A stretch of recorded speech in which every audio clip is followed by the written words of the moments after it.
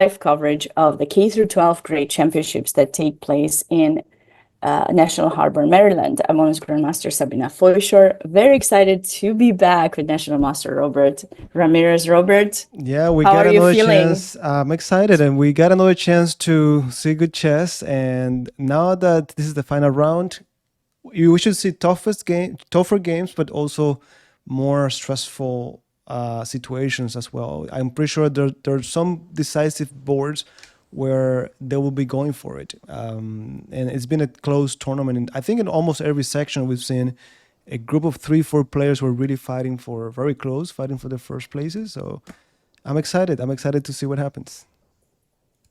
Yeah, me too, Robert. I mean, we've seen some exciting games. We might have not covered them all, but if you're watching, let us know where you're watching from. Whom are you rooting for? I already see someone in the chat saying that Avi is their goat. Avi Kaplan.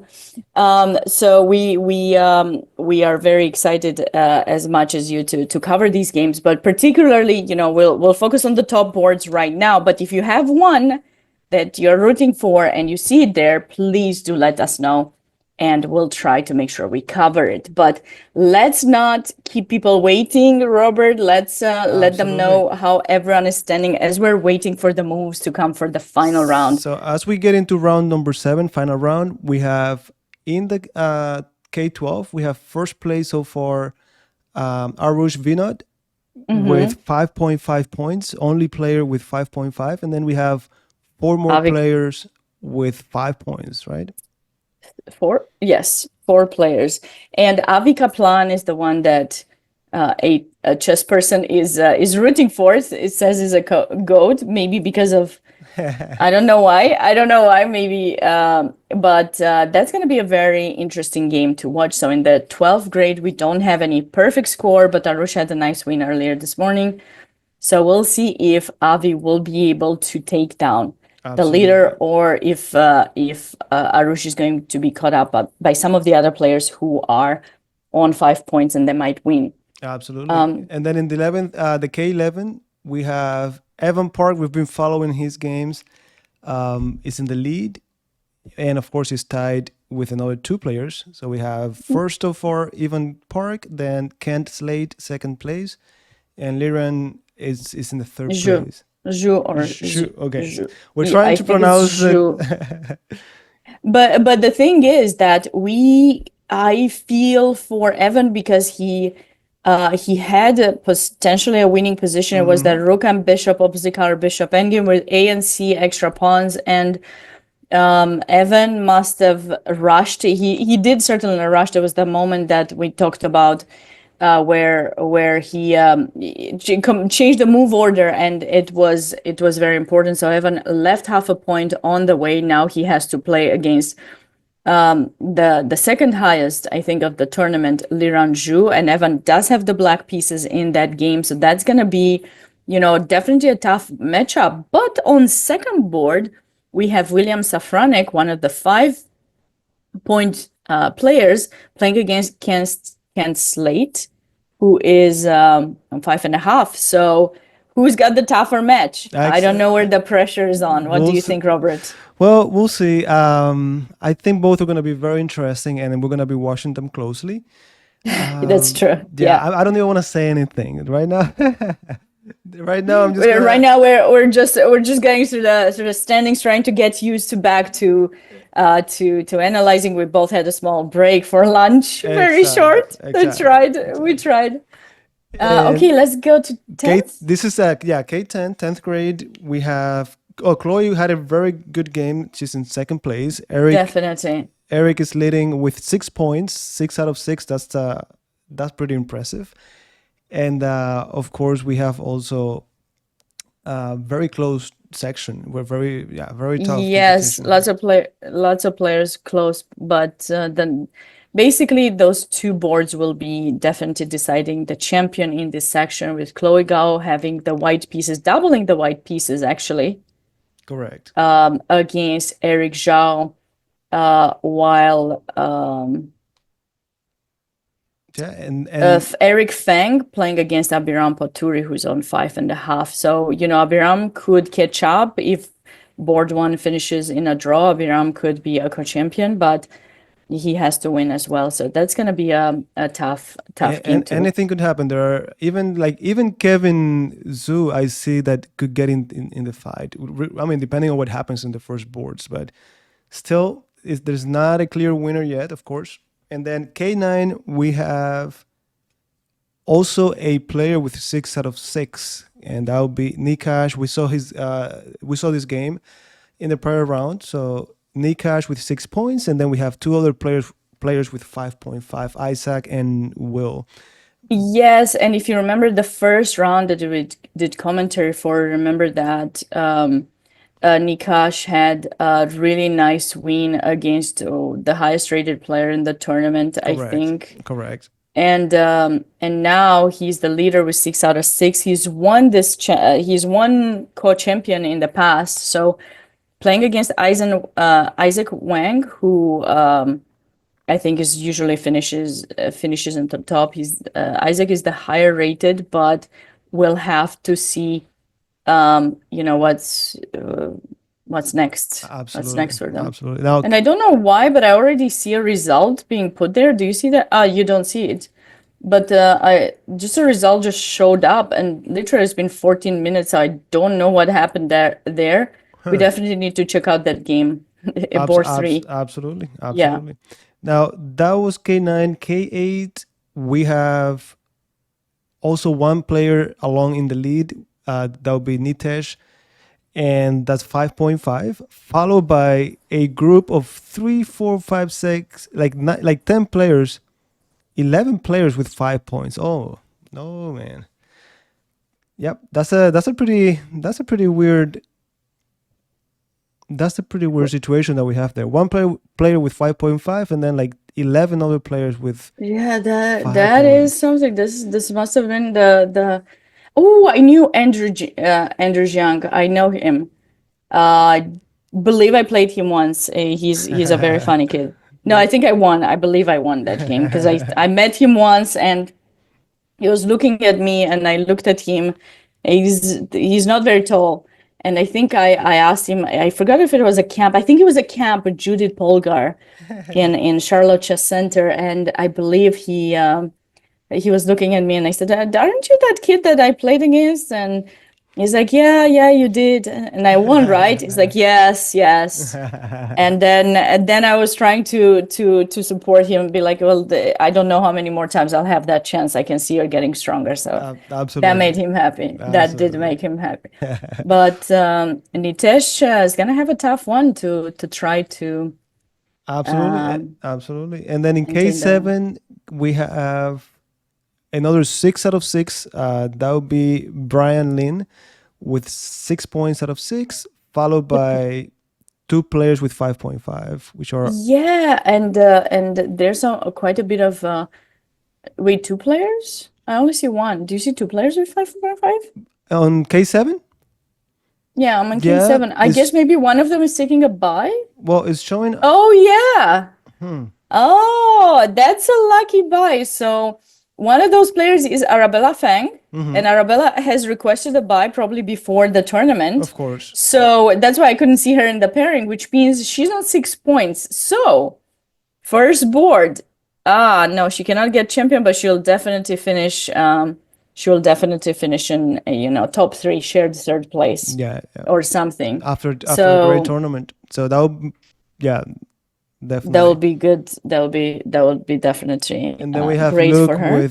And then we have Luke with also 5.5. Exciting to see what happens. In K6, we have one player with 5.5, so Kyle Dong, and then many other players, a group of like 10 more players with 5 points. So that's and Kyle will have the black pieces and will try to fight it out against Kevin Wang. Absolutely. And in 5th grade? I think he's pretty good on tie break too, so he should. Well, so tie breaks, usually US Chess does not use tie breaks for nationals.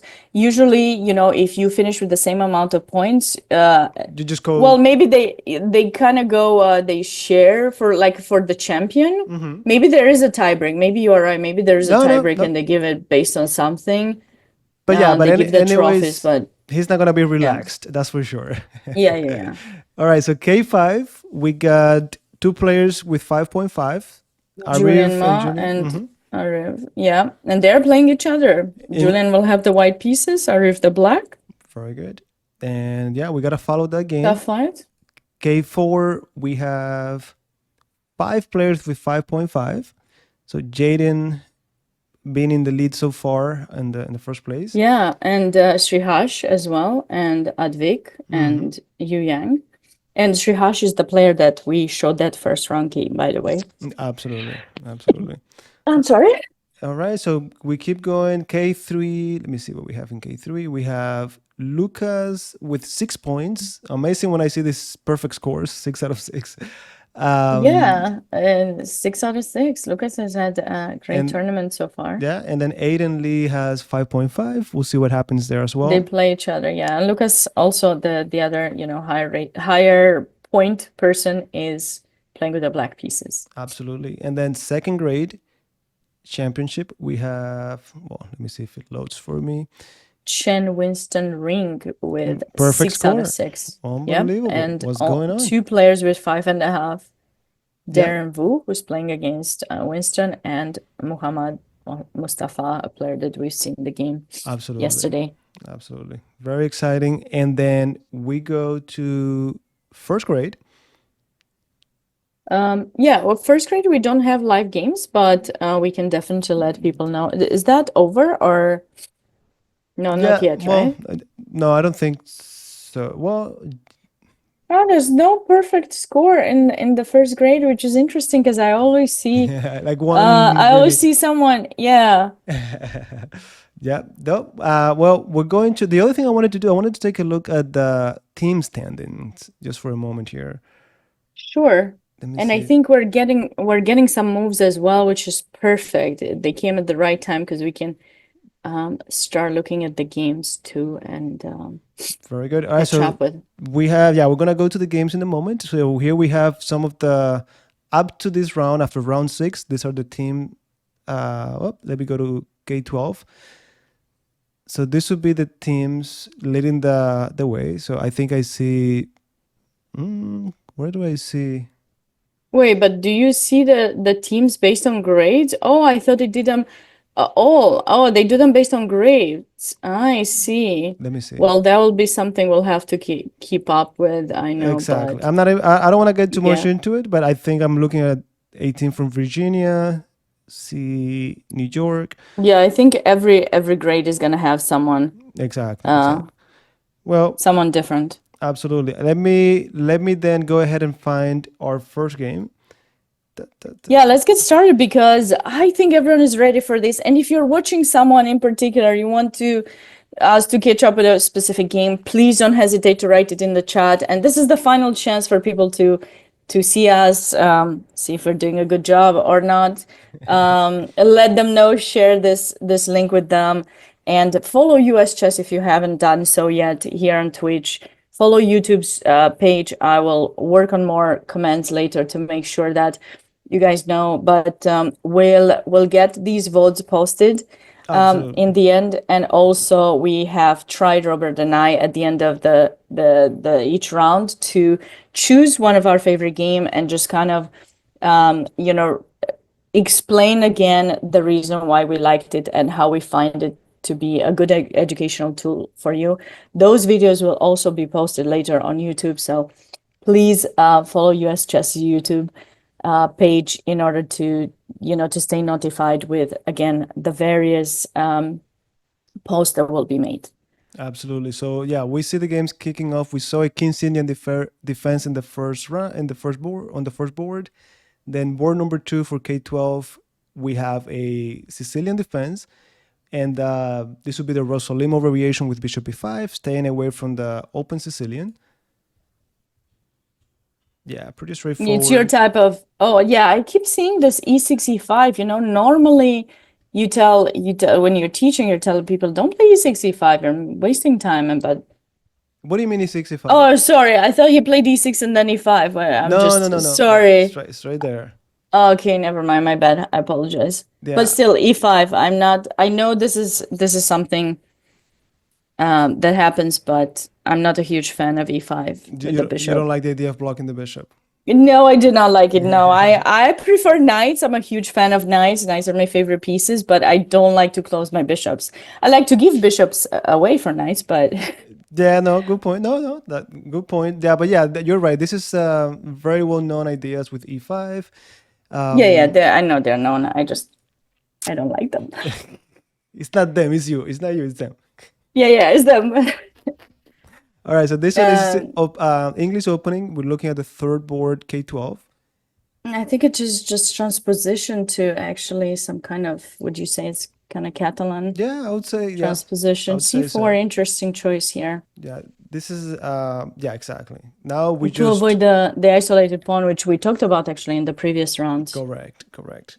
And we're going to board 4, so we have Toshinori and Max Motola. So this is what opening was? Oh, another Carol can e4 c6 Was it exchange? exchange variation. There we go. Yeah, so far we've been seeing a lot of advanced variation in the Carol can, but this time there's the exchange, c3, knight to e2, leaving the door open for f3 if we wanted to, and then we finally castle, queen e1, getting away from the pin. Interesting move, by the way. I like queen e1. Actually, I used to play Reti quite a lot, or well, if you're watching chess.com or Lichess, it will be named Zuckertort, I believe, knight f3 first move. I call that Reti. I wasn't playing it with c4, I was playing it with d3.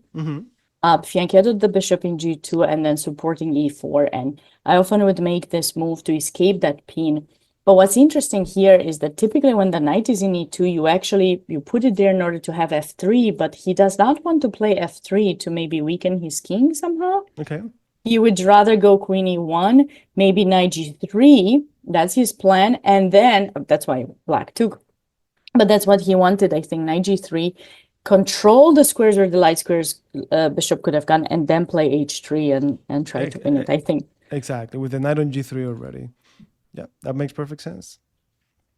All right, so we have Evan and Liren on board number 5. And this one looks like a Rui Lopez, right? So e4, e5, bishop b5, bishop c5. And we have someone who might know you, or they're Hispanic. I don't know, but they're saying, hola, ¿qué tal? You want to answer? Hola, Muy hola, bien, hola. muchas gracias. Or gracias. There you go, perfect. Which way? Depends. Todo bien, todo I bien. speak Spanish. I speak Spanish, don't worry. I can hear, So you can't. I can see. Bueno, hola para todos los que hablan español. Acá estamos. Cualquier pregunta nos dicen en los comentarios. Y nada, última ronda. Vamos a ver qué tal. Vamos a ver qué tal. All right, Sabina, I think this one is pretty straightforward. We're getting into the first few moves anyways, but this Rui Lopez, last round, I'm expecting a very slow maneuvering game. You never know, but we'll see. Yeah, actually, that was quite an interesting thing because I played that myself recently. I was taught by my former partner and coach this line with black, and it turned out pretty good for me. This idea with 97 is become more popular these days, I think, and it's quite interesting because white will try c3 d4, and with the knight in e7, instead of putting it in f6, basically your ideas are you will put the knight in g6, and if an idea so when d4 is played, obviously the bishop in c1 will go to g5. Black has this move f6, and they might do it even before castling, but they'll play that and then castle, and everything is fine. Exactly. And I wonder where Brian is. He's not watching, but he thought that I don't know much about openings, but I'll make sure to clip that to show him. You're showing off. Brian is known also for a lot of his chessable. Absolutely. Brian Tillis for his chessable courses on various openings. So I don't want to take his job. I'm just luckily I know a couple of things. Just showing off. Showing off a bit. Yeah. This line was interesting. We saw in one of the rounds. Yeah, yesterday I think they went all the way to d2. They went all the way to d2. Here they just went to d3, right? So yeah. Remember I was telling you, I think that's That's an option because you keep the queen there and then you suddenly slide it over to a g3 or h3 later for a kingside attack. Exactly. That makes And sense. That makes so we'll sense. see. Yeah, it's a And long quick castle, of castling. course. Exactly. And now play chess. Defending c2. Yeah. This So player is this. looking for action from the beginning. Mhm. All right. What do we have? Board number 7. We're looking at another Caro-Kann. This time we're going into the main line, I think. Knight f3, knight f6, and here we go. Now I think knight g3 might be played here. But yeah, we're just getting started. Let me see, what else do we have? Board number 8, Queen's Just Gambit. give me one moment, Robert. Take your time. Oh, not games, boards. Someone was asking about the live games, so I was trying to save time and putting that, but I'm gonna pin this too so they can see. So we have basically 28 boards that are live, and many of them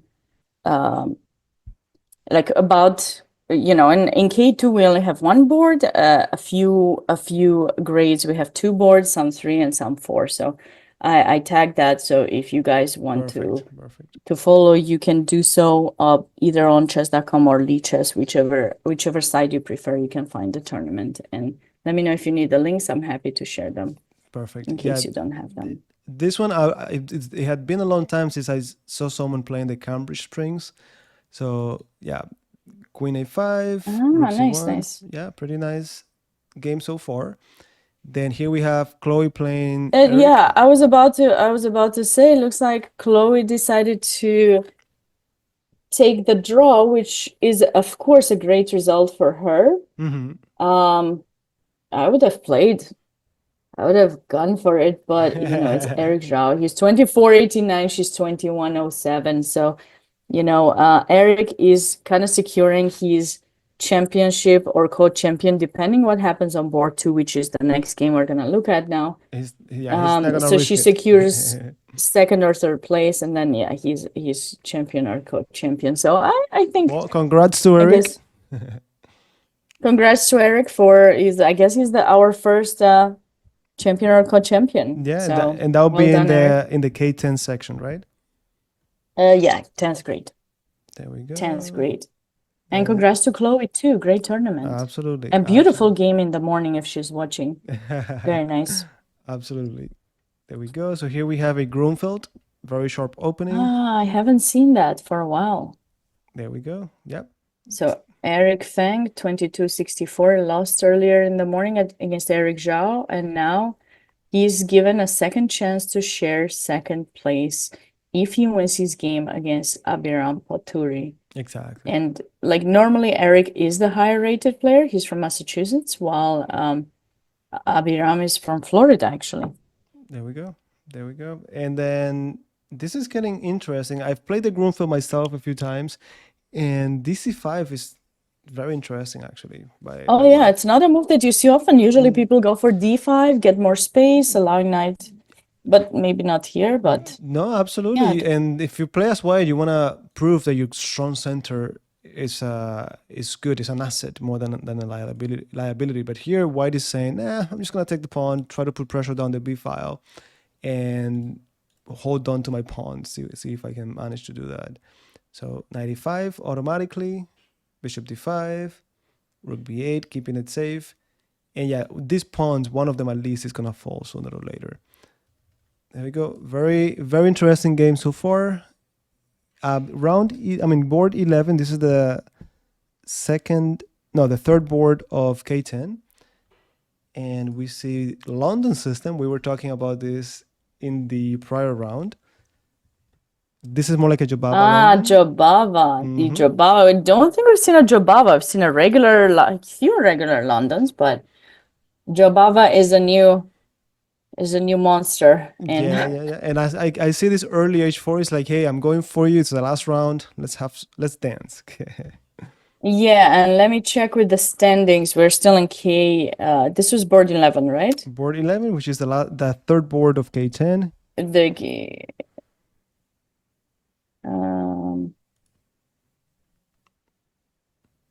me see. Su Kevin against Trunk Wang. Both of them on 5 points. So actually, if they win, they can share second place potentially. Depends on what happens on board too. Exactly. So you went to ninth grade, right? Where we have a big matchup between Nikash and Isaac. Nikash being the lower rated player, but the one with more points, 6 out of 6. Exactly. Impressive results so far by Nikash. Unbelievable. And I'm really, yeah, and I'm really surprised that no family member is in the chat now, or maybe they are and they don't say anything, not to jinx him or something. But in the past, I know they stopped by and shared with us their Nah, they're probably still um getting their nerves. They're getting to calm down a little bit. yeah. But this is a very interesting pawn structure for sure, yeah. And Oh yeah, next board. yeah, very interesting game indeed. And I guess we're gonna start to think early because I don't think they get this line often. Now we'll see how they want to continue. I'm thinking white should continue with the typical bishop g2 Yeah. Vega, as I was gonna say it. Yeah, do you think E3 is something that white should be worried about in this position? Because that's typical with reverse colors when you're playing some modern, like just give up the pawn and try to double those pawns. But I don't think here it would work. I don't think so. It's just that we've talked about this before. I don't think you should be trying to create any of that if your pieces are not developed, right? You won't have time to follow up. But hey, anything is possible, and especially in this last round. Now, next board we have, what is this? Michael Lee against Will Morehouse. We have a Scotch. We haven't seen Scotch yet. Yeah, there we go. And There's this a is regular Scotch. Oh, knight b3. Okay, knight b3, bishop b4, c3. bishop Back. e7, and then pawn to f4. Very interesting. Yeah, definitely you see different openings now on the top board at least. A little bit I sharper. like that. I like that. And probably, everyone is there to try to win 100%. the tournament, but it also matters for their school too, right? Because there's the True. team Awards, trophies or awards as well. Yes. And I believe I saw on Instagram the other day, first day when the tournament started, I think Brian posted on US Chess Instagram page, had this video of the trophies and medals, and I just love that. Yeah, that's exciting. And after such a long tournament, that's where their eyes are. So this is the game that I want to see what's going on, because on the pairings website, it shows the white won. It says 1-0. So I don't know what happened. I want to catch up with where they are, and I think there's a mistake. I mean, it can be a mistake. I thought if it was the DGT, I would say it's a mistake, but here it's it looks what like, is going on? It looks like the game probably was just a mistake, right? Because the game's still No, but it's on the pairings. Like on the Well, we'll get an update, I hope. I hope so, because I'm just, unless someone lost on time or like they had a phone and it rang or something. Hopefully not, but Okay, so we have another... Okay, so where are we? We're on 8th grade, right? Yeah, board 15. This is the Nitish first board Chakrabarti? from No, sorry. Chirukuri Nitish versus against Andrew Zhang. Yeah. And we have another Italian game. B4, A4, B5. This is theory. Yeah, castle. And when I played Andrew, I believe he played really fast. I can see he's taken a bit of time in this game. I mean, it is an important game for him, because if he manages to win, then he will be a co-champion. Absolutely. And lots of other people. But yeah, so I believe, as far as I know, Robert, if you are champion or co-champion, then they give you the golden medal, like the medal, like for gold, like, if you are later on, I think they use some kind of tiebreak, but I don't know what it is. Well, we'll see, but definitely, regardless, this board, they're gonna try to win. They're both gonna try to win. They're both gonna try to win, yeah. I mean, although for Nitish, draw could be fine too, because he would secure co-champion. Yeah, good and point. he's, in the 8th grade, and but that's a good point. That's a good point. All right, so let me see. Oscar Williams and Arjun Sony. And this one seems a little bit sharper, and this is definitely a Sicilian defense. There we go. Okay. Knight c6, classical variation, bishop g5. And here we are getting ready to just castle queenside. Perfect. Castle and play And some let's see chess. some attacks. We There want to see attacking games. we Like, go. I feel like first round we chose kind of an attack. Second round, some maybe we need to find a positional game for today's favorite game. I don't know, Robert. Well, we'll see. We'll see what we get. We're taking the time to go slowly through the different games. Now, this is board 16. Let me take a moment to go back to board number 1 to see what's going on there. Yeah, just one. Yeah, perfect. There we go. And yeah, this is the King's Indian defense. And I want to ask you something, Robert. I don't know if you mentioned this to me or not. Are you more of a tactical player, attacking or positional? Do you know, I don't think I have a preference. Whatever the position asks for, I try to make it work, but I don't have a preference. It's not like I enjoy one more than the other. I see. I think I definitely am not those hyper tactical players who really enjoy the complicated positions, but I'm fine if it leads to that. Absolutely.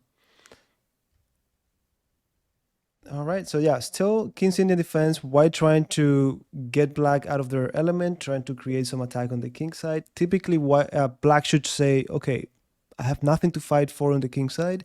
Let me try to create something in the center, since the white king is not castled. So center or queen side is what we're looking for. Yes, but you see, normally black should be playing on the king side. He actually played h5 to.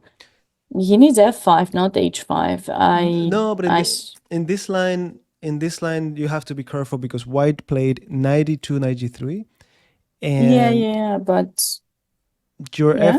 no, I was gonna say your f5 is not gonna be the way I look at it. Is like, you know what, you gotta accept that they are better prepared to play on the king side this time, and you're supposed to play c6 and play on the queen side, or at the very least open up the center to hit that king. But yeah, I tell you, because I've tried playing f5 in my early days, and I'll get crushed every single time. You have to adjust and change plans. Right. No, I agree. But isn't white still gonna play with the long castle plan and long castle king b1 and c5 now, That, or that, I have that also g4? that's why you have to black should have played well, I mean, it wants to play c6 at some point, because if they go queen side, at least I get the c file for black, and I could even play b5. Like, the rule that I have is when I see this, I play c6, and I'm trying to tell them, look, if you leave the king in the center, I'm going to open up the center and get to you. Then you want to take on d5, but you want to take on d5 only when you're ready to play b5. So it's all about creating this counterplay on the other side of the board. What happened to me in my early days is that I tried to play the same King's Indian defense plan against everything. So when they'll play something like this or something like the Averback, I'll try to do the same thing and I'll get blown off the board because I wanted to fight on the king side, right?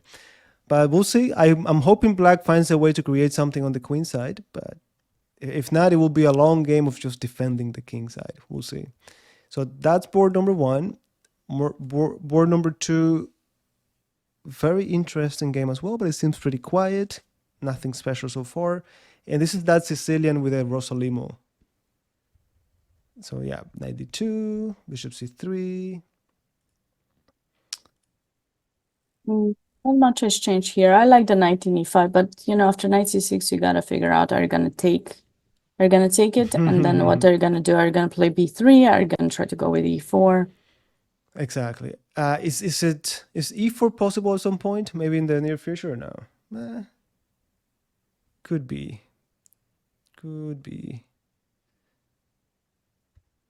Castle. Yeah, probably knight c6 is coming. Or queen c7 first and then knight c6.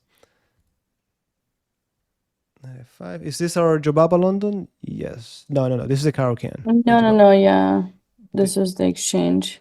Yeah, this is the exchange variation. So he got rid of the knight in e2, and now the other knight came to f3, is gonna come towards e5. And I like that white did not weaken his position with h3, because now he will have the opportunity to go rook f3, yeah.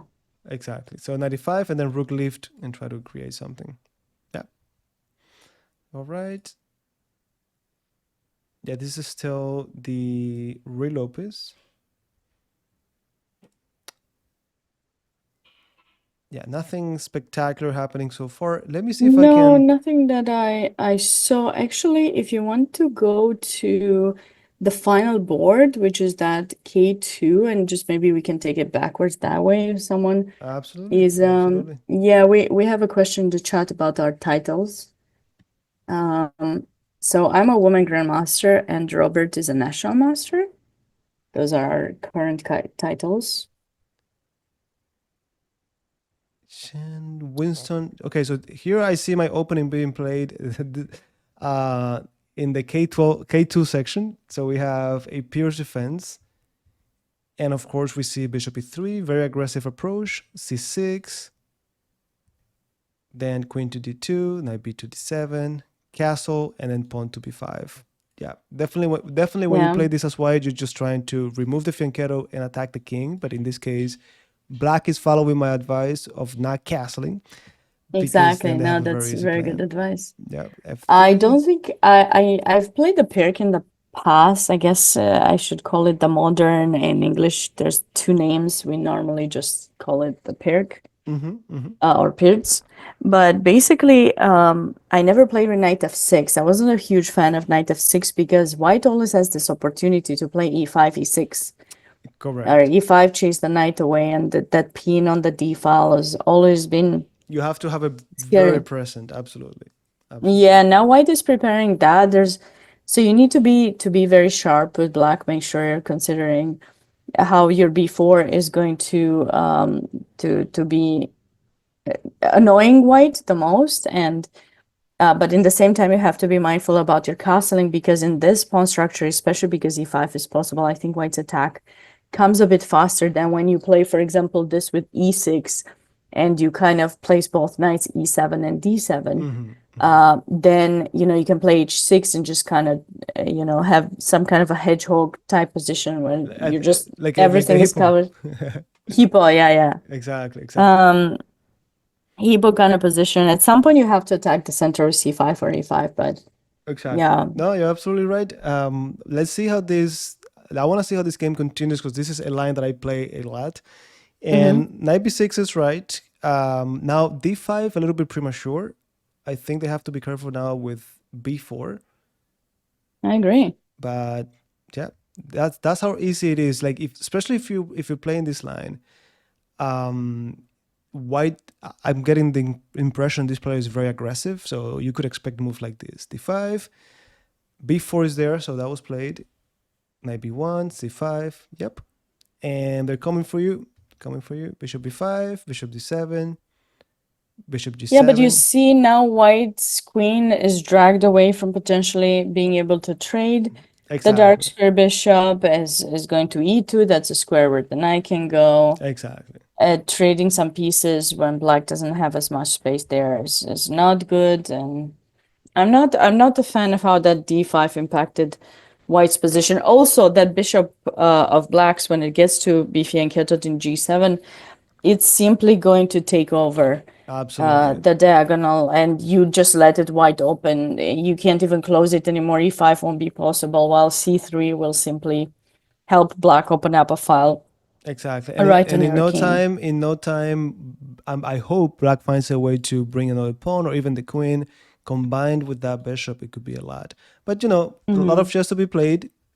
H4. A lot of chess, yeah, of course. I mean, it's still early, and E- this is the second grade.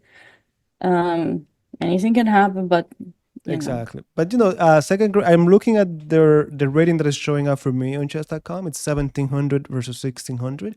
This is already a pretty Mhm. good level in chess. So yeah, h4, this is why trying to create something on the king side. And typically you could risk it a little bit and let them get to h5 or play g4. Or you could say, hey, forget about that and just stop it with h5. And that's what they played here. Yeah. Knight to d2. And this is what we have on the board. This is the last move, knight to d2. Let's see how it goes. Let's see how it goes. I'm definitely liking the black position, but I also understand it could get so sharp that anything could happen. This knight could go to h3 and g5. So yeah, let's make a note to come back to this game later. Mhm. All right, let me see. Oh, you have to scroll just a bit. Okay, There we yes. go. There we go. Dun, dun, dun, dun, dun, dun, dun.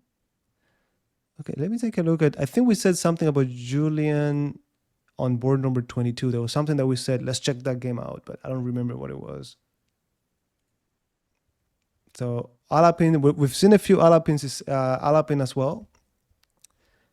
Knight f3, d4, bishop d4. So here, I used to play the Alapin, but I used to just take on d4 and enjoy the isolated queen pawn. I see White is saying, nah, not today. Let me challenge that bishop. This was which board? Just to 22. okay, because I got a bit behind there. Someone in the chat was asking about, chess lessons in general. So I shared a link to your YouTube, and if you guys want a lot of educational videos, be sure to follow Have fun. Robert's YouTube channel. And there's tons of very nice instructional videos, and yeah, YouTube is free, so there's always Exactly, whenever you exactly. And those are in order, so you could actually start from lesson number 1 all the way to lesson almost 300. So you do it that way. Okay. yeah, yeah, Yeah, yeah. that's very nice. The idea was That's very just to nice. have anyone who wanted to learn just get on YouTube and you have it step by step how the pieces move, and then I think we have like almost 300 videos in order. Oh, So that's very wise. Yeah.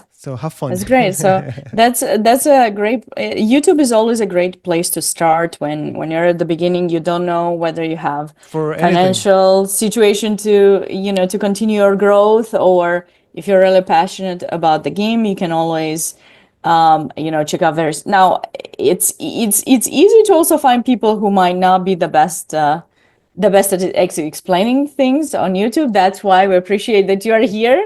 And Robert, listening to his commentary now, you can clearly tell that he's very passionate about his teaching. So you can definitely be sure that you're on the right hands following his YouTube. I didn't know that you're doing it like that, which is great, Yeah, yeah, yeah. which is a great idea. That was the idea. Like again, like I told you, I only got into chess at the age of 13, and I just did it for a few years.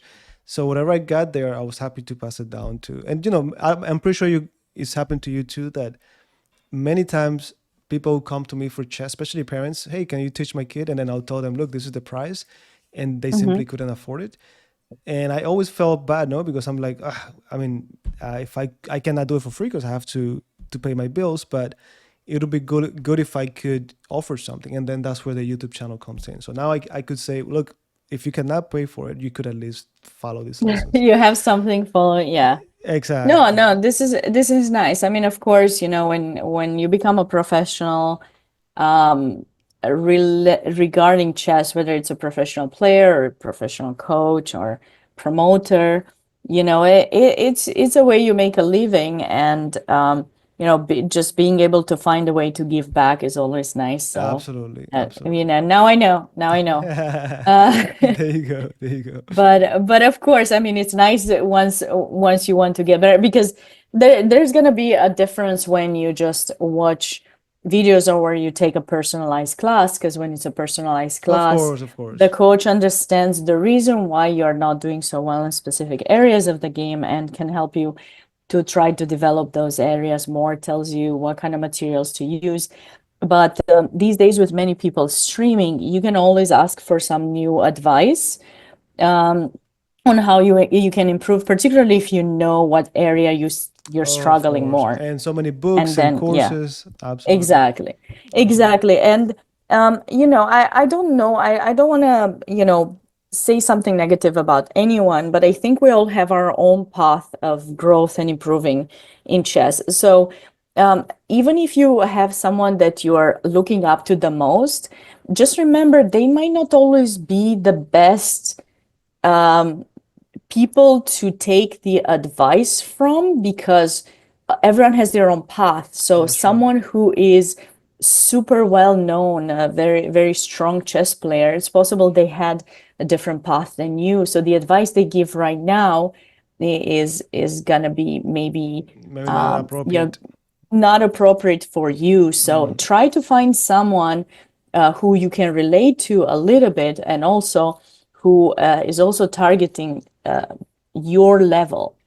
You want Absolutely. someone who's kind of targeting your level, because for example, recently I've heard some interviews with Magnus or Fabiano Caruana, who are mentioning that they don't train as much tactics. And I always tell my students, you got to do tactics. If you get that advice that they don't do it, you think you might not need to. And that doesn't mean that their advice is bad. Their advice works for them great. You At the ask them level how that they they're are right doing, now, yeah. and then they tell you, yeah, but when they were your age or your level, they certainly did work a lot on chess. They did try to find ways to improve. Absolutely. And tactics is definitely like the fastest way. And themed tactics. I always recommend themed tactics so that you become familiar with patterns and motifs, so you know how to evolve from there. And there's tons of material on chess.com or Lee Chess. I wasn't gonna Absolutely. mention those, but Chess Temple, Chessable, Exactly. Yeah, lots there are of many resources, websites. way more resources today than what we had growing up, for That's sure. right. That's right. So Yeah. have fun, and that's actually great advice for those who were asking in the comments.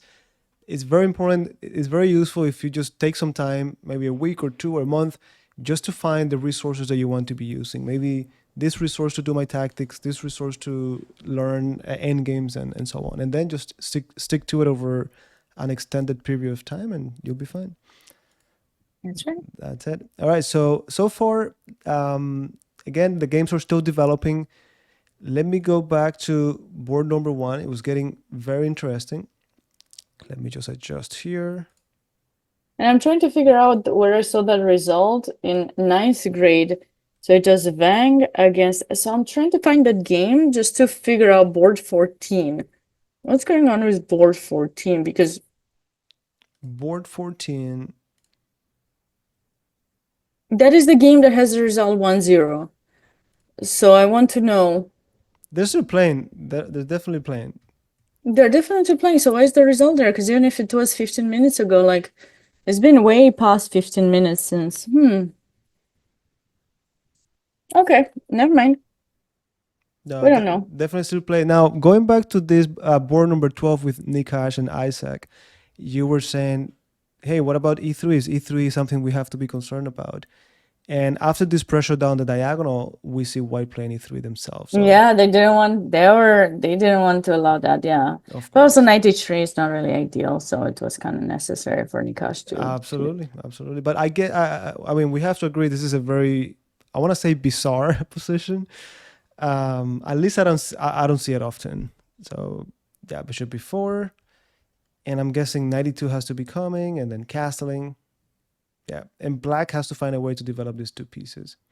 No, bishop d2 was played, and I guess 92 should come after, looking for that d4 square, even f4. Let me see, what do we have on board 11? Oof, what happened here? Ooh. Is this the London? I like the knight in c5. That's a great. The bishop in c8 is dead. Yeah, that Jobava. There we go. Knight a4, looking for, look, automatically, when this pawn went to the c file, then there's no pawn to control the c5 square. So the knight is quickly going for that square. Mm-hmm. There we go. And after castling, I'm pretty sure white is just gonna continue pushing the pawn's turn, maybe h5, g5. I don't know if they're gonna castle queenside right now or just delay it a little bit longer. There's bishop d3, and I like this for white, although the engine seems to prefer black, but maybe white cannot hold on to the knight in c5 and yeah, but that's the engine. The engine is not a human on the last round of a tournament with three pawns coming down to attack the king, right? So yeah. yeah, I agree. Like I keep saying, it's just in this case it's easier to play as white, and that matters a lot. Very natural Mm-hmm. plan, very straightforward.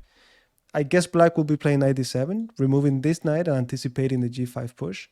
Yeah, definitely no h6. So don't play h6 in these types of positions. Like Exactly. just, Or G6. you know, or g6 loses. Well, it doesn't lose immediately, but h6 definitely. G5 will come in with tempo. That's the hook that you always hear people talking Yeah, about. exactly. So And H65, yeah. there is a bar that's acting. No. It was just acting. Nothing crazy, I think. Let me check. I think that bar is just tired. It wants to go. It wants No, to go no, up. no. It wasn't. It wasn't tired, I think. Or was it? I don't get it. I have no idea what just. All right, let me see. It was acting out. No, all is fine. All is fine. Now It this was is acting out. It was this. on the second board. It was a yeah. The game we know it finished in a draw. I actually sent a message to find out about that result. That I don't know what's happening on board 3. Well, let me take a look. Now, so far, this is board number 8, which is 11th grade, right? So Mm-hmm. pretty interesting position. How did we get here again? Rook b1, bishop d3, queen c2, putting pressure on h7, castle, keeping it simple. Yeah. Not sure what black wants on the queen side. So I think this was the Cambridge Springs game. Yeah, I can This one, see yeah. even e4 happening at some point. Very comfortable position for white. And the third rank will open up for rooks to go there. Do you want to go to board 26? It's a very nice pawn structure that I think you might enjoy the attack. 26, you said? 26. Aiden versus Lucas? Yes. Okay. Yeah, I think everything is in position to transfer over and attack on the king side, either rook g4 or rook h4. And so 26 was board 1 in third grade, right? Yes. Yes. We like this position because what happened is black remained with the rook in e8, the bishop there, and now they might want to try some b5, but I don't know if they'll be able to do that because the rook comes for the attack very fast, and Yeah, and even the is white bishop. even threatening queen c7, rook d8, Robert? Say that again? Queen c7, rook d8 for white as a threat? Well, actually, that's pretty annoying, yes. Or queen g5, rook d8, but yeah, queen g5. No, if you're right, if it were black to move, this is just it's funny that they cannot get the bishop out. Yeah, okay, I guess b5 is something that they want to try to do. But then if d5, I Could mean, white just go queen c7 anyways, is the question? I mean, you could. There's something you're not liking as much, I can see. No. You're right. I did not even think of that. I was thinking if b5, I just go back and then it contributes to my attack on the king side. But I guess queen c7 is coming anyways, and that might be what black is understanding now. Maybe they're very concerned about that. I wonder how white got this perfect, like all of these pieces so activated, and the black pieces in the meantime are just the opposite. So let me see. This was a Caro-Kann. Yeah, Caro-Kann. There we go. Okay, bishop c4, developing quickly. What? Oh, the checkmate thread. Ooh. Yeah. This is some fun. I think someone showed me a game like this, and at first I was like, "What?" And then I saw the queen, and I immediately didn't even finish the word. I did that in my head, and I was like, "Oh yeah. I'm familiar with that, mate." Makes sense. But do you see, black is developing quickly anyways. So at what point did they fall behind? Okay, I see here we're starting to push pawns. D4. Okay, that's normal. C5. Was that the best? Just should queen c7 be played first? Does that Okay, seem this is queen e8? this is the move that I did not like. Yeah. So what to do? Queen a5? Anything but Or queen e8. Queen e8 is so. Well, I mean, what's wrong with queen c7 now? Bishop f4. bishop f4, yeah, and I'm certain knight Oh, and I g6. cannot even play knight h5. Okay, so queen a5. I don't think taking was the right approach. Could you go back? Like, did he have to take? Aiden Lee is Illinois legend. That's what a chess person tells. Directly He or from she believes are goats. Goats directly from the source. We don't know exactly, but he knows or she knows a lot of people, right? A chess person? yeah, it seems like queen I don't know. Now what if No, after like I'm thinking b5. Like, could you try to play b5 here? So if you take, then he knows the people from Illinois. I see. then what, queen c7? Yeah, queen c7 because you'll get the pawn back. I think because your bishop is hanging, you gotta move it, and then we'll take. And we got the queen e7. We didn't let white dominate the position. The knight is nice, but it's much more unpleasant. Yeah, so this is the kind of energetic play that was needed by Yeah, now I can play black. queen b6 now that I took the pawn. I think I should be fine. So Yeah. looks like there was an issue with that result that I told you about. So Okay. they're gonna fix it. yeah. Okay, so yeah, here definitely good point. This is the kind of energetic play black needed compared to taking followed by queen e8. Yeah, bishop g5, energetic move. Bishop f6. That's it. That's how they got this very nice control with the d file. Take, take, take, take, and that's the position that we're looking at. Now queen e7 was played. Yeah, clearly they did not like queen c7, so queen e7 is played. But okay, well, so what is white's best move here, Robert? Rook g4. I like these ideas of just starting to put pressure on the king side before they get to. Yeah, but yeah, because it's with tempo, so we're not allowing bishop d7 just yet. Do you think it's gonna be met with g6? So rook g4, g6, and then we can try some h4, h5. Exactly. So I just want to create. I want to provoke those pawns to advance. So I'm still trying to decide if I'm playing this game. Would I go with rook g4? Would I go h4 right away? Would I go bishop d3? Even rook d3 is very interesting. Yeah, you just don't forget about the back rank because I did that once. It was not I very, see. it was not You're pleasant. traumatized by that back rank. Every game you're I am like, traumatized. I am. I don't know why. I don't remember what was the first game that I lost, but I feel like it might have been back rank because that's one of those themes. Back rank and trapped light square bishop in c8 or b7 blocked by pawns. I know. I remember that there was this game I played when I was 10 years old. I was playing in a Romanian championship for girls under 10. It was the final round. I should have been the champion with a draw, but I just played this line and I ended up losing because I died with my bishop there. And because of that, like I was traumatized my entire career. Every time I teach, yes. Don't play the French because your light square bishop is gonna be trapped. No, but it's not the same. It's not the same. That bishop goes out, but when you get it trapped, when you play some kind of semi-Slav and you get your bishop trapped, or some Queen's Gambit where you play with c6, b6, bishop b7, and you don't get c5, and they stabilize, you play b5 first, and then they place a knight in c5, and there's a pawn in c6 locking your bishop. That's when I'm like, oh my goodness, don't do that. And that's a good point. I'd rather sacrifice something than do it. And I still lost a lot of games because I try to force things to get the bishop out. And you can't really force things, you got to be mindful with what you're doing. But Absolutely. But hey, we live and we learn. We live and we learn. We live and learn. That's right. Oof, a4. There we go. There we go. a4 preventing b5. They don't want to give him anything.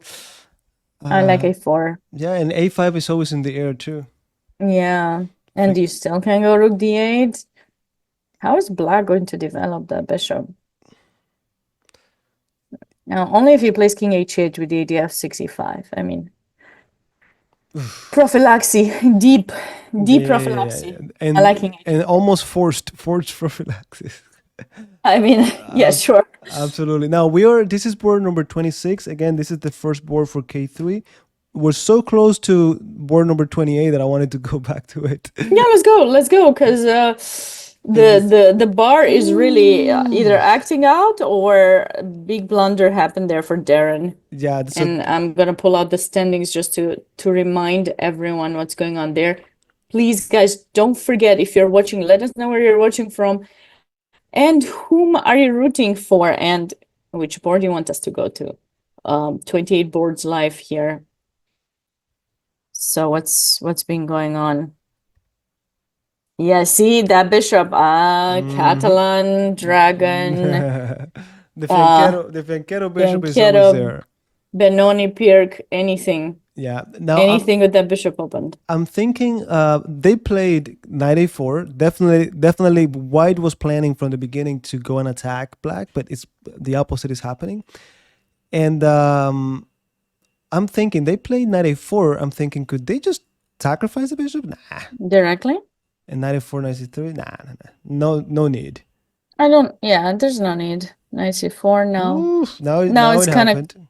of cuter because you're sitting knight c3 check queen. Okay, so Winston, very nice tactic. Very nice tactic indeed. 95. Yeah, this is already a lot. The knight c3 in the air, knight b2 in the air. Even some ideas with continuing to push the a pawn or just bringing the queen over. There we go. All right, I'm curious to see where Winston learned that opening, because I don't know if you know, but I'm well known for that. Like, that's the only opening I place on the YouTube channel. That's the main one that I've shared. The Pierce defense. the Pierce? Yeah, like when I started, again, I started late, so I just picked modern, Pierce with King's Indian defense combo, and that's it. I played that against anything. All right, so I do that in bullet. It's not really going very well for me, maybe. It's the fastest thing that you can play fast, because my mouse is not very fast, or my brain doesn't connect to the I think to make the movements. I think you just have to stop playing bullet. I think that's what the problem is. No, I just do it for fun when I stream. That's not my main training yet. That's my fun part. I don't count that as hours of work. That's of course. that's fun part, not counting for training, No, I know, but it could be. I mean, it's fun. It could be addictive, but it's fun. It's definitely Yeah. No, I do it for fun for sure. I've lost quite a bit of games with that, and you can find me maybe late at night when especially when the next morning I need to teach at 8 a.m. That's when I want to play more bullet. Until 3 a.m. Okay. Yeah. That seems not the right approach. Not recommended. Do not do that. I think it was Virusha. There was a candidates tournament that he was like, he had a round for the candidates the next day. He was just playing bullets. Yeah, I think it did not go very well for him. So you got a main person there. It showed you that it's not good. So you should not. Exactly. Don't do what they advice. do. No. But take the advice. I mean, don't do that. Yeah, because you see they mess up. So you don't want to do the same. Absolutely. All right. So I think we're gonna stay. Well, let me see if I can find. Where is? I was thinking we could go to Aiden's, and well, Aiden's nothing new has been played there. Aiden's game. Maybe board 23. Okay, let's go to board number 23. Board 23 is Lev versus Damien. Mm-hmm. Okay, wait, what happened here? Yeah, I wanted to see what happened.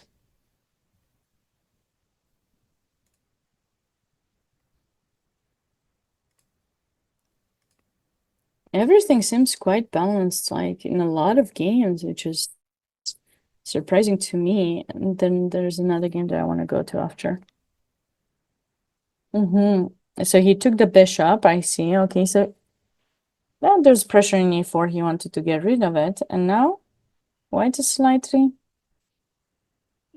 Okay, I guess that pawn cannot be captured. The knight it was with tempo. The knight on b6 exactly. was hanging. Yeah. So a5. Yeah, so you lose a pawn now. Yeah, and a4. It looks like you just want to play a5, a6, but I think it was just provoking that. Yeah, provoking that, and that was a huge mistake. Yep. D takes e6. in between move, and then take back. Yeah, this is already looking very good for white. Now 23 is the second board on k5, right? Yes. h3. Now h3. Why h3? Okay, because you're hitting the h2 pawn. But I don't think it's that important, that pawn. What? I'm thinking I want to leave h3 for my queen. Like, can I do something like knight b5? Yeah, I was thinking knight d5, but I don't think it works. I mean, there's no, because there's knight h5. Ah, but then you'll take. Or knight So you want to go d1? knight b5 or knight d5? Does it matter? No, I don't think it's a big deal. I thought of b5 because I wanted to stay away from this guy, but actually it would be great if that knight leaves. Then that would be mate. But let's say we go knight d5, pawn takes, queen Queen h3? h3, knight h5. No, knight h7 actually, knight h7. Okay, wait. Pawn takes, queen h3, and then knight h5, right? No, h7, knight h7. I'm sorry, knight h7. I do the right arrow, but Yeah, at first I wanted knight h5, but then I was like, no, that's bishop takes h5 and it's bad. But knight h7, I think, now it would be nice to have a rook in a3. So he has to try. Maybe he can go rook c1 here. I don't like h3 because h3 takes away, yes, the opportunities for other pieces to come into play. yeah. Now, how about is knight d1?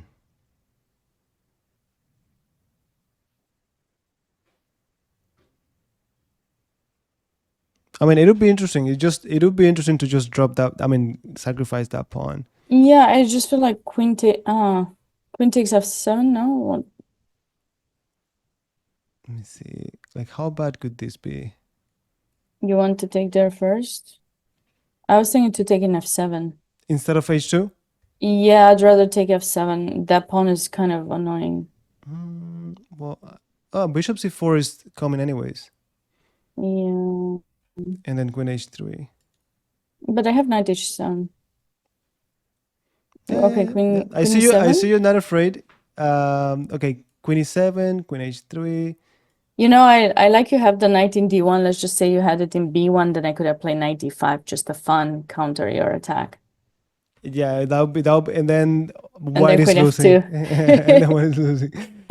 Well, no, it's not losing, but you can't take the knight. It would just be a nice counter there with capturing the pawn. Yeah. Good point. No, I mean, this is us dreaming here, but yeah, definitely h3, keeping it safe. Rook f7, the pawn falls anyways. Interesting that they took with the rook. Interesting that they took, but this is a good example. White is attacking.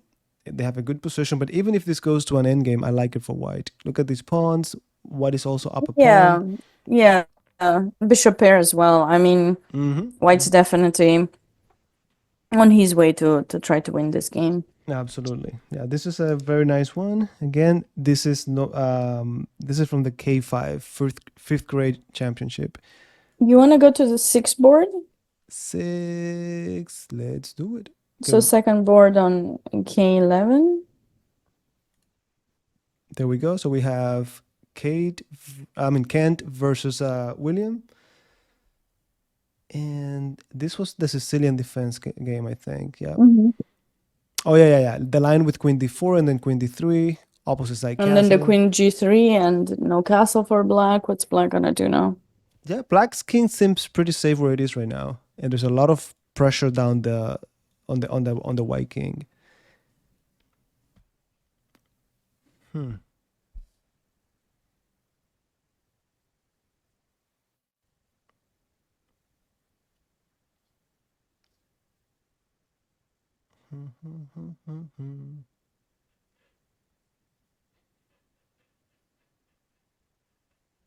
Interesting. Very interesting. Interesting or interesting? Pick the one you like. Pick the one you like. No. You pick. I'm giving you options. I'm being generous. Okay. There's a video. There's a famous video. The kids, if there are kids watching, I'm sure they know it. There's so many trends on Instagram and TikTok.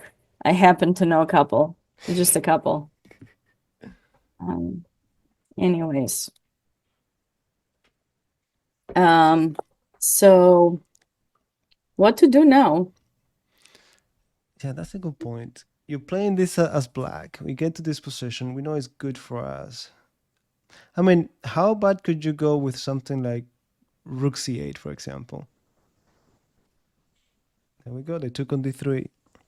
I wonder if it was necessary, like if you had to do it now. I mean, the bishop is good that it goes away because the other knight comes in and C2 and A2 are weak, and then there's B4 also. So, But I feel like they could and have waited a little bit longer, right?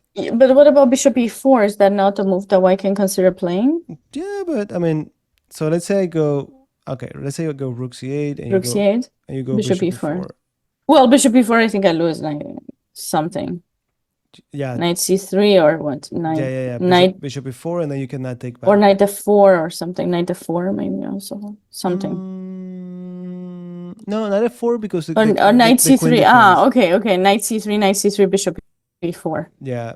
Yeah, that's what I do. So this doesn't work. Okay, so you wanted to go wait. Rook C8, wait, I don't do that. Sabina, this is the part where you say Rook C8 is a genius move. Let's move on. It's very genius. Let It's a genius move. Yes, it's not I difficult agree. to just acknowledge it. I mean, I'm paying you. I'm paying you lots of compliments here, Robert. I'm trying to pay you compliments. Then. Okay. So yeah, 93. You're not. You're not. I am. So I'm just saying maybe it was not necessary to do it right away, but yeah. No, 93, Queen D3. But no, I mean, I do like Rook C8, just bringing a new piece into the game. You're right. If that bishop cannot move yet, it should be fine. I think you're totally right. And Rook C8 is such a typical Sicilian move that you know Exactly, very natural definitely wanna, move. yeah. Yeah, but still, there's a lot of like I always tell you, if I ask myself which one is the easiest position to play or the easiest side to play, I think black has it easier this time. Mhm. Yeah, and it's funny because the king is in the center, but they don't have to worry about anything, at least not right now. This knight on d5 is really powerful as well. It feels like black has no weaknesses. Even this square is well guarded by the bishop. Mhm. So really liking this game for black. Now board number 5, we have Evan Park and Liren playing on board number 5. This is still no, Yeah, the this first no, this is first board of for 11th K11. 11th grade. There we go. Yeah, and this was the Reed Lopez. Black king still in the center. But it looks like white played F4, did not go for that bishop G5 idea. So Let me see. two players with 5.5, both of them, and then there's Kent Slate with 5.5 in this section. Definitely a game to look out for. But these players are doing a pretty good job with maintaining in equal position. I mean, they've been playing for an hour and 10 minutes, technically an hour and 20 minutes, but we have some delay. So we've seen the games, for an hour, Yeah. and not And much time, right? no, Change. exactly. But I do see a huge difference between the clocks here. Like white has only 37 minutes left. And that's actually very interesting. Very interesting. Now, how bad was Queen G7 here? How bad? Yeah, because I see that when Queen E1 defending E4. I mean, I'm definitely missing something big here because I mean, what's wrong with Knight D2? Like, why Queen E1? Why not Queen G7? I mean, I know it looks like a poison pawn, but I don't know. That king in the center. Let me see. Let me find out. Let me be brave and find out. Woof. Okay, computer. We don't know. The computer says we just see the bar and we are. Yeah, exactly. I'm not looking at the moves, but we can tell they don't like it. I thought this was not enough because well, your king is in the center anyways. But it looks like quickly they could turn things around. When my queen leaves, they just lift this knight, and we start defending. All right. I understand. So queen e1. And let's see how the black pieces continue. Well, I guess I don't castle like is the bishop in a2. You have to find some way to play c3, move the knight, bishop e1 somehow for white. yeah, yeah, definitely this has to be part of the plan, but it's gonna take a while. It's going to take a while. All right, so f5. No, you went to the next board. Ooh, f5. Yeah, this pawn structure, f5. You think it's a right way to attack, but You were telling us yesterday. True, true, true. It's like it feels good for white, but it's not that big a deal. yeah, if we could switch the pawn and the queen, the pawn g3, queen g2, just flip.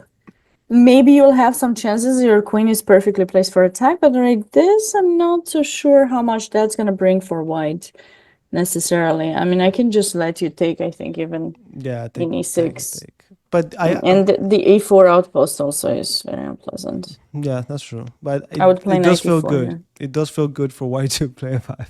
Yeah, yeah, sure, but But it doesn't lead to anything. Oof, what happened here? Knight g4, trying to get to e3. similar pawn structure, but Mm-hmm. not quite. Mm-hmm. Well, white was definitely attempting some f5 there also. Hmm. What happened here? This is the Rosolimo Sicilian. Mm-hmm. Yeah, this looks pretty. Yeah, I remember that was a3 before played. Mm-hmm. Yeah, pretty equal position, and this is pretty thematic as well. The structure that they got here. Now board one, this is still the King's Indian, and no, yeah, look, they played on the king side. They definitely played it on the king side. And this is you see, this is what I'm telling you. Since they never played c6 or b5, they're now everything is happening on the king side, and white should have an easier game here. Just attack, I attack. agree, If your yeah. attack fails, then you lost the initiative. But if black makes a mistake, then they lose the game. So they definitely have to be. Now, what's the score here between Avi and Arush? One moment. Let me see. Maybe it tells me here. Avi was on 5 points and Irish 5.5. Okay, okay. And we had another draw, by the way, on board 4 of the K-12. This was a draw? It looks like it was a draw. It shows me a draw. Does it not show Maybe you a draw? it's not showing the result yet, but yeah, maybe they just agreed to it. Oh, maybe not that one. Wait, not that one. I apologize, not that game. Another game lower. A lower game. I was looking in the wrong place. No, Kevin Wang drew against Kyle. That was board. It was more down. 20. Okay, okay. Yeah, I was in the wrong place and I was like, oh. Okay, so this was a No, draw. no results. No results. No, they're still playing. No, I see a draw on board 20. Yeah, this is the draw. Okay, let me see. So board 20 was, what does that mean for the standings for us? That's the There was first board on first board K6. I think that 6, player had yeah. a 6 out of 6, right? Yeah, I think so. Let me double check. No, 5.5. Kyle was on 5.5 and Kevin Wang was on 5.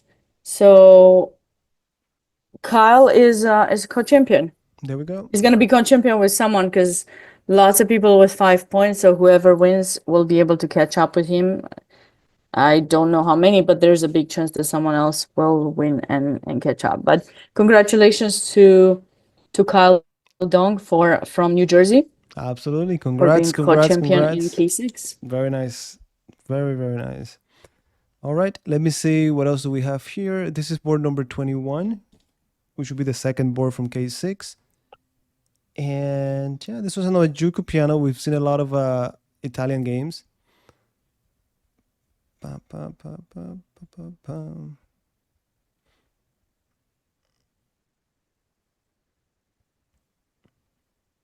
B4, expanding on the queen side. A4. Yeah, something to be concerned about is this pawn on d3. It could be a long-term target. I can see rook, queen d7, rook d8.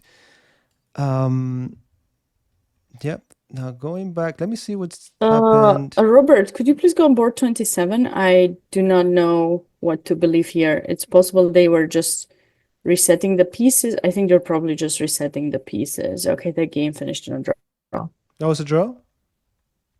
Yeah. But I think they're resetting the pieces because just the bar went a bit crazy, and I Okay. think it's because they probably were resetting and it just showed like white blunder, but they didn't. So we got another draw there between Jaden Lee and Sriharsh Madipati. There we go. Yeah, number 28, I think is pretty straightforward. It's going to happen. Now, let me go to... Is that close to a mate? Are we close to a mate here, Bishop? You mean on board 28? Yeah, here. Yeah. Let me see. If we go King B1. Oh, yeah. I'm guessing they're going to go back to D1. Yeah. Yeah, but yeah, this game is almost over. Now, let me see. There was a board I wanted to go to, which is Elliot. This is board number 21. This is Board 21? Yeah, this is the one that we were at. So that was sixth grade.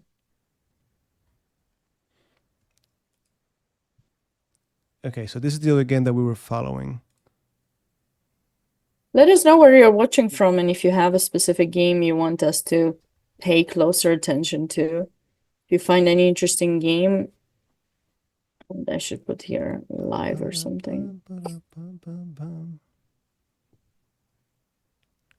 That's where you can find all the games. Perfect. Endgame. Let's talk about endgames. Okay, bishop here. Let me see. What was the last move? Which board is that? This is board number 14. Okay, so they just traded now into that endgame. So bishop takes e4. The queen is hanging on c3. So they had to trade in between move. And they took, I'm surprised they didn't take on h7 first. What am I missing? I guess, Yeah, go back. I guess they like this line better. So bishop e4, yeah, the knight is different. So I guess queen c3. But which one is better to get is the question. Would you rather... Queen b3, do we take? No, I do like bishop h7, I think. But maybe they just... So they took the queen here? They just took the queen followed by knight f5. No, but definitely give me the clean pawn. Yeah, I just feel like the bishop in b7 would be more restricted here. And do we take back with the knight or pawn? I'll take with the pawn, 100%. And if I go a5? a5? What about knight c6? Yeah, knight c6, bishop. Yeah. If bishop c5, I guess we just take. No, I wanted to see if this endgame bishop takes c6, pawn takes bishop d8. I could hold, but you got bishop f4 and I'm just losing. Exactly. And this is not an opposite color bishop. It's not. No. This is definitely a win. Yeah, definitely. Well, I guess it's safe to say, and it's interesting because this is an 1800 rated player to miss that simple in-between move. Or maybe he considered that and he didn't like it. So anyways, a takes b3, knight f5, bishop f8. And then just bishop b6. Yeah, this is a pretty equal endgame. If they keep trading pawns, there's no doubt it's gonna be a draw. But yeah, I mean. And this board 14 is the second board on K9.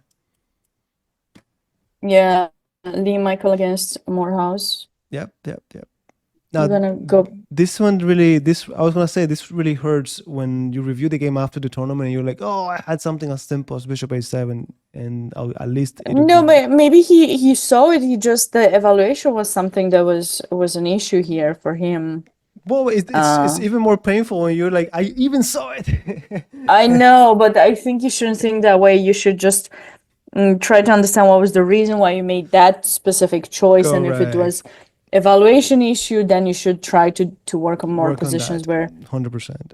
Evaluation is, it's an important criteria for that specific position, or maybe just visualization of the final position. Sometimes people are having trouble to really visualize what's happening at the end, and it has to do with evaluation, but No, that's a it's good different point. than just calculation, because this wasn't about staying up with material. This was about the final position, which one is more pleasant for white, which one would give white a bit more advantage, and it was definitely the other one where you're taking in h7, and the remaining pieces on the board is what matters, not the ones that go away, in a sense. Absolutely. I mean, because sometimes Absolutely. you trade a good piece, you trade the bishop, but that's okay.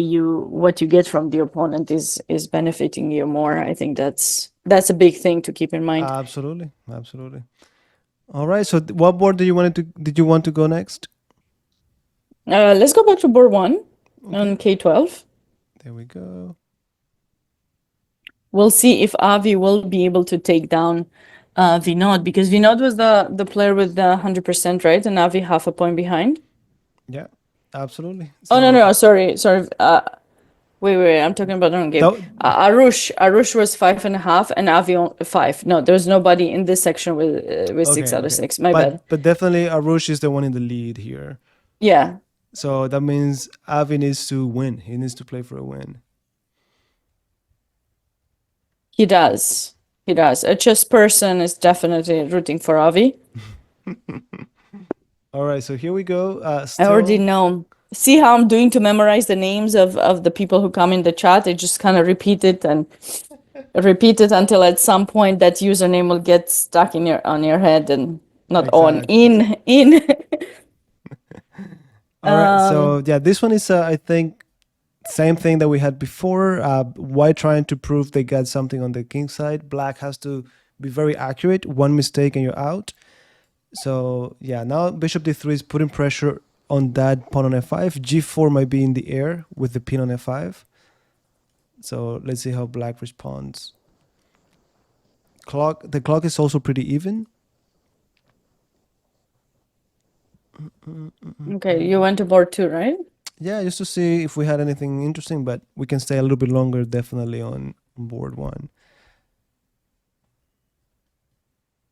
No. There wasn't much necessarily to add to this other than what you mentioned. That's why I didn't say anything extra. Okay. I know that G4 is coming, and I'm just trying to think of some ways for black, but it is a bit unpleasant, like, because you either are gonna try to play C6 or B5, like you said, to try to open up that side, or through some defensive mechanisms on the king side, because definitely black's king is way weak now. Exactly. I wouldn't be surprised. I mean, it's a tough one, but I would even consider just going at some point king g7 and just run to the other side. So it's usually white that does that in the King's Indian, I feel like. Hey, you gotta do what you gotta do to survive. But anyways, this is now board number 3, and this is actually getting pretty interesting. Knight g4 was played a while ago, and still no response from white. So now they have to worry about knight e3. Of course, there's a fork on f6. So most likely we're gonna see a trade of dark square bishops, which is something white might be happy about, and then maybe something like queen d2. Yep. Queen D2. I mean, I Queen don't. F5. And E4. Or something. Maybe there's even Wait, something. Where is it? Def D5 pawn. Is there something I can grab at some point at D5 I mean, pawn? we could always go to knight g4 and then take on d5.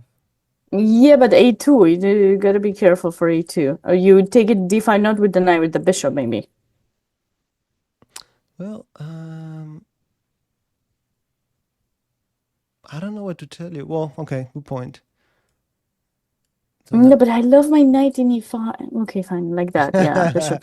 True that you love knights. I love knights and the outposts, and No, definitely they didn't like that it's one. not that. It's not that. What? No, Doesn't don't. work. No, it's not. It cannot be to give Maybe you two. no. No, I we think talked about this. it's just kick them out first. Yeah, and then back, and then f5. then you take on d5. No, first f5, f6. Then if you go there, If they if you go go to here, e6, yeah, I'm going f5. Like I don't care. Look at the bar. Look at the bar. Yes, good, yeah. good, Now we're good. talking. Now We're going for it. I wonder if 95 or f6, like you said. Oh no, because Uh, they have the check. Okay. they have a check. Okay, so sure. We take Yeah, in d5 95. first. We Yeah. control e3. Then we prepare to play e3. Sure, sure. Very nice. Okay. Anyways, 94 was the last move they played, and this is board number 3. And let's go to board 5 and 6. Those are the two boards in K 11, and very important for the standings because on board 1, Liranjou against Evan Park. On board 2, William Safranik against Slade Kent. 5.5, 3 players. Which one is gonna take home the medal, the championship? Absolutely. Yeah, this is the same Rui Lopez with very ugly bishop on a2, at least for now. And yeah, we had talked about this after queen e1. Where's queen e1? Definitely castling by black. b3 trying to open up the bishop. And they're saying, nope, not today. Not today. Yeah, pretty equal, close evaluation here, but Close fight. I think black But should have it d5 is easier. good. Black is equalizing with some pluses here. Tiny bit of a plus, huh? Like, Now, at some point, this bishop could come to life, but right now they have the yeah, bishop but here. what about the one in a2, Robert? What about the one in a2? That's the concerning. Yeah. That's the concerning factor of the position here. No, I mean, at some point, I hope they find a way, but this one at least could come over. And only then you can say you got some chances. But right now, it looks very ugly for white. Very, very ugly. All right. So, board number 6, we have Kent and William. This is the Sicilian Yeah. So defense. Kent is the one who has 5.5. So if he wins, he's gonna become champion or champion. One of the Very nice. two. Title. And he Where has is- and he where has is a he good position from? actually. He does. That's why I suggested to go to. He's from Virginia, and William is from New York. Not from Kentucky. No, sad. Sad. I need to start going to these not national, like state championships and figure out what's up with, I have a couple of students actually from, no, like one girl from Kentucky, but I don't believe she's gonna play in this. After this event, there is going to be so let me popularize myself now for a second. North American Youth Championship is going to start in 2 weeks. I think it starts on 18th maybe Of December? of December till 26th or something like that. And I'll actually be streaming that event on my Nice. on my Twitch page. So if you guys are interested in staying on track with when I go live and everything, feel free to check out my own Twitch too. I put it in the chat. That and also, many course, other events are coming up as well. Absolutely. Yeah. I mean, more recently, of course, like I think one of my favorite things to do is doing commentary for US chess. I have to say that because we're here, right? So feel free to continue. But no, I do enjoy commenting national events because this is where you see names of players who will later very likely you will encounter in tournaments, and they have a great path ahead if they find a way to overcome their difficult times where they might not do well, or simply learn how to deal with winning, because that's actually something that people are not talking about so much. We just talk about how great it is to win, but there's also some psychological effects that winning can have on someone. You feel that you always have to win. So I think, there needs to be a balance with understanding Of what to course. do after you're doing badly or good in a tournament. But I have to say that in the past few years that I've been hired by US Chess to comment on various national events, I've seen a lot of those names of kids competing in other tournaments. More recently, I think I told you here in St. Louis, Nico Chasen was competing, and he's an international master now. He played in the St. Louis Masters. He did quite okay. He's got actually, I believe, 2 GM norms or maybe just one. So he's looking for his next GM norm, and because he competed here, he couldn't compete in the nationals, which would have been good for him and his team. He's from New York, right? So names like that are always going to be, you see them here in these events first, and then then I get to put the name to the face, and I feel so happy. But I enjoy this. I think I've always had like this kind of more extroverted personality, so You're I happy to be here. Just I'm happy.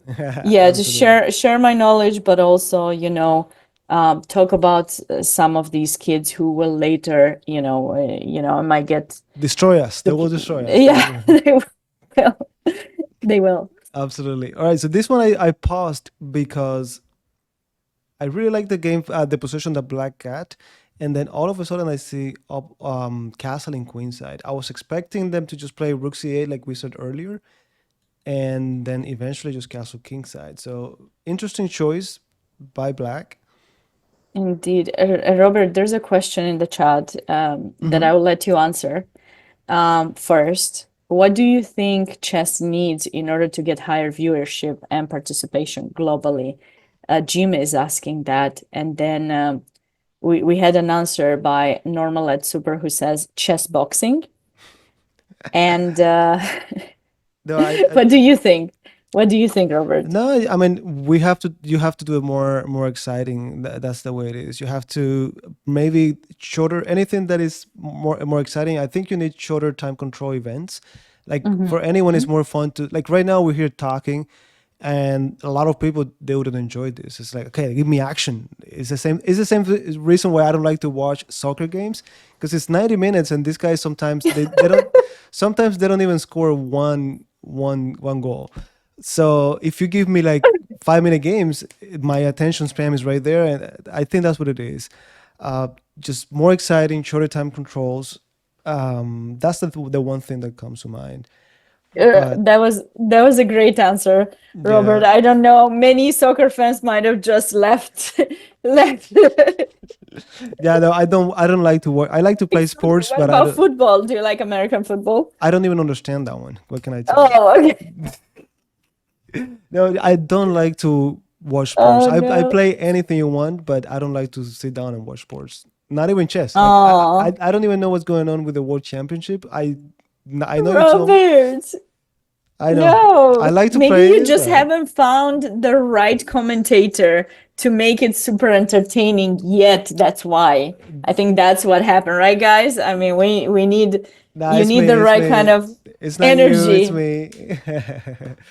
No, no, no. It's just that I think the only sport that I have been to, like I was once to a basketball game, and that one I enjoyed because in basketball you have like score after score, and it's more. But I think that's what it comes down to. Of course, Tennis is pretty entertaining too, I think. yeah, of course. You're like there are a lot of sports. I mean, I've watched I didn't know the rules in baseball when I first came to America, and I have this funny story where I was during a US championship that we were given tickets to go see the Cardinals here in St. Louis, and pretty much everyone who competed in that tournament went to see the game after. It must have been 2010, I think, or something like that. And I didn't understand how the scoring works or how it was. And there's this picture of me on social media with Maurice Ashley explaining me the rules with chess pieces. It was really cool because I was like, I don't get this. I'm feeling kind of silly here. Just tell me that And you he that you understood after that I explanation. did. I actually did. I know maybe it sounds funny, but he explained to me, and he also has this kind of vibe, very energetic, and Hmm. I guess I enjoyed it because after that I've been watching baseball for some time. Like Very nice. Very I started nice. getting it, and there's this new word like empire, and I was like, sorry, Mm, yeah. umpire, and I was like, what's an umpire, Maurice? You mean arbiter? Umpire, Sabina, that's how it's called. I remember him saying that, and I was like, can't The you just same say thing. arbiter so that I understand? You can tell me fancy words later. Just let me understand the rules first. Exactly. No, I mean, at least it got you to enjoy it more and watch baseball. Absolutely. Yeah, so I learned that. But anyways, it's the story sometimes that drag people. But yeah, unfortunately, we cannot see the kids' faces and how they behave, and it's just sometimes you have to have this poker face where you're not really showing much emotions, because if you do, the opponent will know they're better, will know you blundered, and then it might you might Exactly. Exactly. simplify the game for them. So you're trying to stop that, but definitely. No, I enjoy. If I have the time, I would love to learn more about sports, but it's not easy. Absolutely. But no, yeah, I think that's what it is. And I think we're doing a good job. I think in the last 5, 10 years we've seen a huge improvement in that department. I think more people are enjoying chess online. And then of course we need more people to play chess in general. That's the other thing. Like there are some sports like everyone knows about Michael Jordan. Like even if you don't like basketball, you know who he was and you could sit down and watch a game. But chess, if you don't understand it, you won't be there for too long. So yeah, but I think No, it's but I getting better. feel, yeah, I feel in recent years after, during COVID, there's been a lot more, a lot of people who learned to play chess and tried to play chess and started Absolutely. streaming chess. So it definitely was pretty big boom also with the Queen's Gambit series that was published. It That's it true. brought some more visibility to chess, whether it was necessarily the right kind of story to showcase, maybe not, but it definitely dragged a lot of people who didn't know about chess into it and just wanting it. And That's a the fact. mission the mission of US chess is actually to try to get more people into the game and learn more about it. And they have various programs and grants that they are using. US Chess being a nonprofit organization, they are trying to do as much as possible to bring more visibility to chess. Though usually on the channel, you typically see commentaries for the main events that they organize, which are the nationals, three elementary nationals, middle school and high school nationals in the spring. This one, which is the K through 12, all of them, kind of in the winter, fall, I guess. Hmm. And then there's the US Open. These are the main tournaments that US Chess by themselves are organizing. So this is where if you go to one of these events with your kids, you can certainly learn more about what is going on from the kids' perspective. As for the US Open is a place where everyone gets to play, adults, kids, everyone at the same time, and they have these invitationals that they have for like seniors, girls, and the different grades that are sponsored by Rockefeller, Barber, Denker, Herring, and Irving. Those are the 5 invitationals that are organized alongside the US Open. And actually, in those tournaments, the strongest players in each state is sending a representative.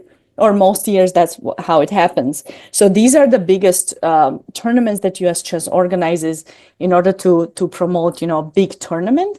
But aside from this, there are various organizations who often partner with US Chess to continue popularizing the game, and the goal Absolutely. is for you for the mission statement is to try to get more people into the game and just have a pleasant, fun experience. So feel free to check out the various ways you can contribute yourself. If you're interested in chess, let's say in the place where you are playing, there's not so much chess Clubs going on, or. and you want to Hmm. start a club.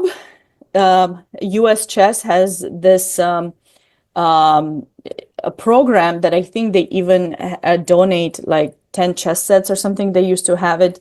You have to look on the website. I'm not familiar with all the different The programs that they have, specifics. but yeah, if you go on the official page, this is the official Twitch channel, but uschess.org and look for the different initiatives. You can read more, connect with the people you think could help you. Then you can get started yourself, and that way you can be a part of continuing to promote the game of chess through US Chess. So highly recommend doing that. It's always nice to continue something we're passionate about. Absolutely. So we're back at it. This is still board number 1, and it's getting very bad for black. And this is the very first thing I said at the beginning. When you play the King's Indian Defense, and I tell you because this is the only opening I've played my entire life, King's Indian Defense in combination with the Pierce Defense. And when you have this plan, you can definitely play after h4. A lot of my students call this Harry the H pawn. When you see that, Yes. you put a stop to it, and then you gotta forget. You don't have to, but I like to forget about my king side expansion. Now I'm gonna play with c6, of course, knight c5, c6, and try to just get pawn a5, pawn a4, queen a5. Just play on the queen side. There's no business for us on the king side. Now I'm telling you this with confidence because I've messed it up too many times. I've been blown off the board for trying to attack on the king side. And I think that's exactly what happened to the black pieces here. Instead of playing on the queen side, they just tried to play on the king side, and it's just not comfortable. You're walking into this territory where white has a very easy attack, very easy plan, and we're here just defending, hoping they make a mistake. So there you go. After rook h3, that rook wants to come to g3, rook e8, queen h6, and rook g5. Yep, now you're playing against a very strong player in a very uncomfortable position defending. So we have to hope we get lucky on this one. e4, knight Yeah, f6. I mean, Avi is doing quite well in this game, and is certainly, he's someone in the chat, a chess person was telling us that he's the Illinois Danker champion, and he's trying to win this tournament, being I think the highest rated or second highest rated in the field, but he's half a point behind. So taking down Arush would be definitely something he wants to do. That way he can share a co-champion in this 12th grade championship. And he's on the right path. I mean, look at the rook in g5, threatening rook takes h5. The king in h7 is in trouble. Queens are not known to be the best defending pieces. Correct. If the knight goes back to f6, then f5 is going to be an issue. That bishop in c2, used to be in the King's Indians, usually the light square bishop is the restricted bishop that doesn't help much. But in this case, the pawns being able to get traded and the bishop opens up, suddenly that's going to be a very important piece in the attack for white. So we're kind of feeling that he's on the path, on the right path to potentially winning the game and becoming co-champion, which is going to be an unfortunate result for Arush. Yeah, I mean, anything could happen still, but yeah, it's very uncomfortable to be the black pieces here. Again, been there myself. I know how it feels. Yeah. Going on to the next board. The next board, we have two players who are trying to catch up with the leaders and be co-champions, and that's O. James against Arnav Gupta, both players with 5 points. Exactly. And what do we have here? This is actually, this one came out of, and let me actually make sure that this one came out of a Sicilian defense. This is the Rosolimo, and it's gotten actually still very quiet or very equal, but we have to be careful here. One silly mistake and there's no coming back. So far, I see the rook putting pressure on the a file. a6 is fixed that pawn is fixed on a6, so there's no a5 happening anytime soon. I can see d5 was just played, and I'm guessing d4 becomes available for the d4 knight. I don't think they have time to collect over here, because then we take on c6 and then knight d4. Yeah, knight d4, rook on the d file, one of the rooks, rook d7. It's not, I mean, it seems that white is on the right track, but maybe there are still some chances for black. Like, what about, for example, if I capture in d5, but pawn takes d5, Okay. pawn takes d5, and now do I want to give the a pawn and go some rook d7? But then I don't know. No, I like it. I like it. What I don't like is having my pieces passive here on a7, for example. Active rook, passive rook. I'm not a fan. But yeah, this looks good. And then it goes back to the same thing that you've been reinforcing, Sabina, which is what pawn should we trade the central pawn for the side pawn, right? So That's right. So yeah, I think maybe something like queen c4 would make sense. But yeah, d5 was played, and let's see how Gupta continues from here. Now, third board of K-12. And yeah, we talked about this position, knight g4, bishop g4. I thought they were going to take on e7 first, and we had talked about the d5 pawn falling afterwards. Whoop, falling. But they did it, yeah, they did it without capturing on e7. I think it was more accurate just to take, then, yeah, and we already talked about this, h3 first, and then we take on d5. But in the game, we have knight g4, bishop g4, and bishop d5 instead of trading the bishops. Okay, so this doesn't feel so bad for black now. Rook f4, queen f1, putting a lot of pressure on the h7 pawn. There's no rush to capture on c4 because we don't want to drop d4. e4 is interesting now that we move the queen. Yeah, but can black capture? Can black? No. No, because of queen f2? No, I Oh, you mean rook d5. d5? Oh, but then Yeah, this yeah, yeah. is... I mean, the bishop hangs at the end, but if we can somehow, maybe after that, get d4 is not going to be enough, right? Should we? If only black could make two moves, like h5 and then That's take, what I that would ask be myself nice. every But time I play chess. If I could I make know, two I know. If you could play two moves, or if you have an extra, that would be with queen brilliant. f6, But yeah. Queen f6 they didn't. Oh, maybe rook d1. rook d1, yeah, simply wins material, I think. And that's the pin. Yeah. There we go. So that does not work. How?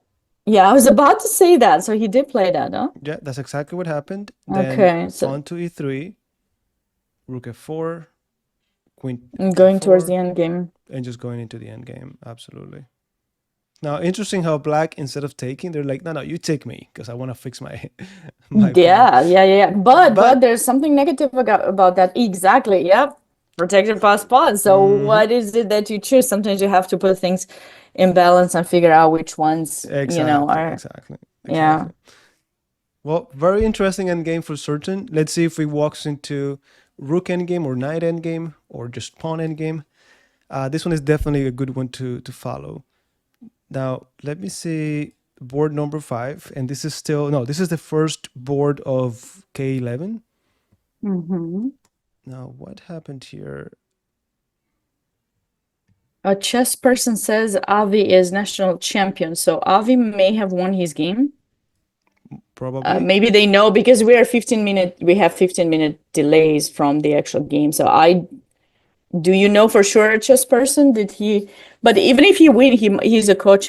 Soon. Okay.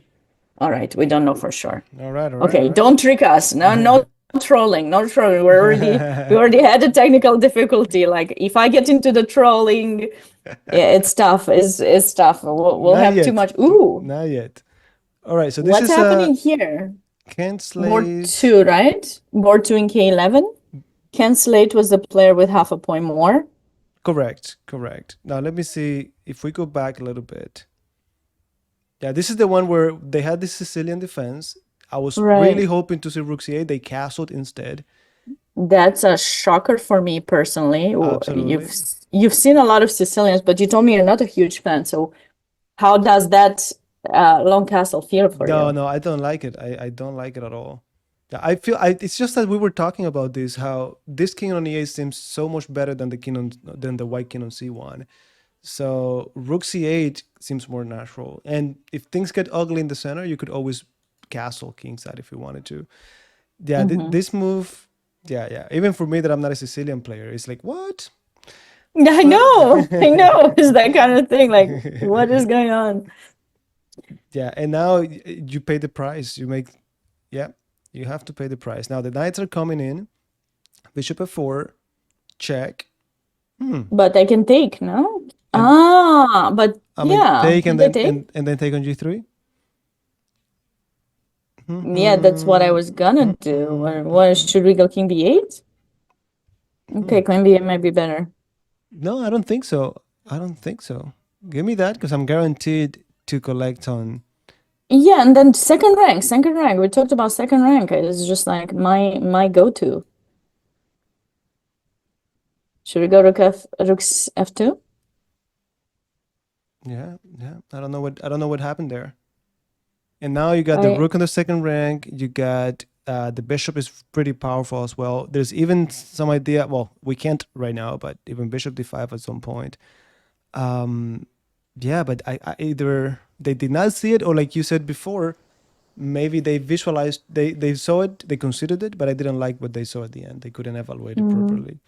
So yeah, king b8, queen a3. wait. What? Why would you take that pawn, mister?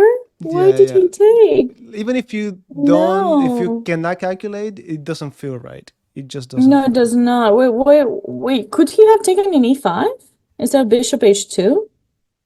He's just taking e5 and f2. I mean, I don't get it. What am I missing? What am I missing, Robert? Bishop takes? No, there's nothing there. What do Just you know? Nothing, right? Rook takes. I Rook th- takes I f2. think Kent doesn't want to get to the seventh rank. That's it. Now Oh, let's keep in mind this last round. There's a lot of pressure. yeah, pressure. We're tired already.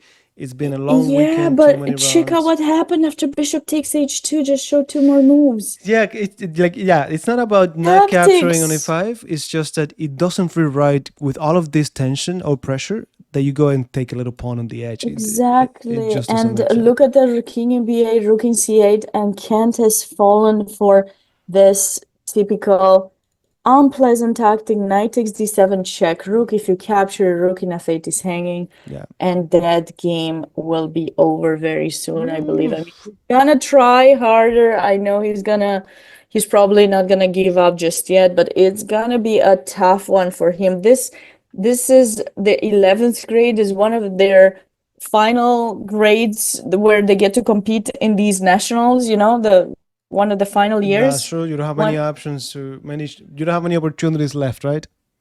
yeah, and I feel for him because he was doing so well, 5.5 points. He's got a slightly, the pairing is not rating wise, these two players are about the same, and not on chess.com's ratings, but oh my goodness, I feel for him here because I mean, okay, Yeah. he's gonna try, but Black's king is weak, the bishop is out of play. No, no, no, no. It That's it. might And get now they have trapped to with be careful with g3. g3. Yeah. Yeah, but it's But white's turn, so I feel like yeah. g3 can be just played now, and your bishop is trapped. But even without the bishop trap, this is yeah pretty much over for white. No, this is tough. Let's check out board 7. Jed Sloan against Jaden Lang. So Jed from New York, I believe I know Jed is very. I mean, I knew him when he was younger. Um, and Jaden Lang is from Florida. Jaden, so I don't know. Oh, I'll take white, certainly.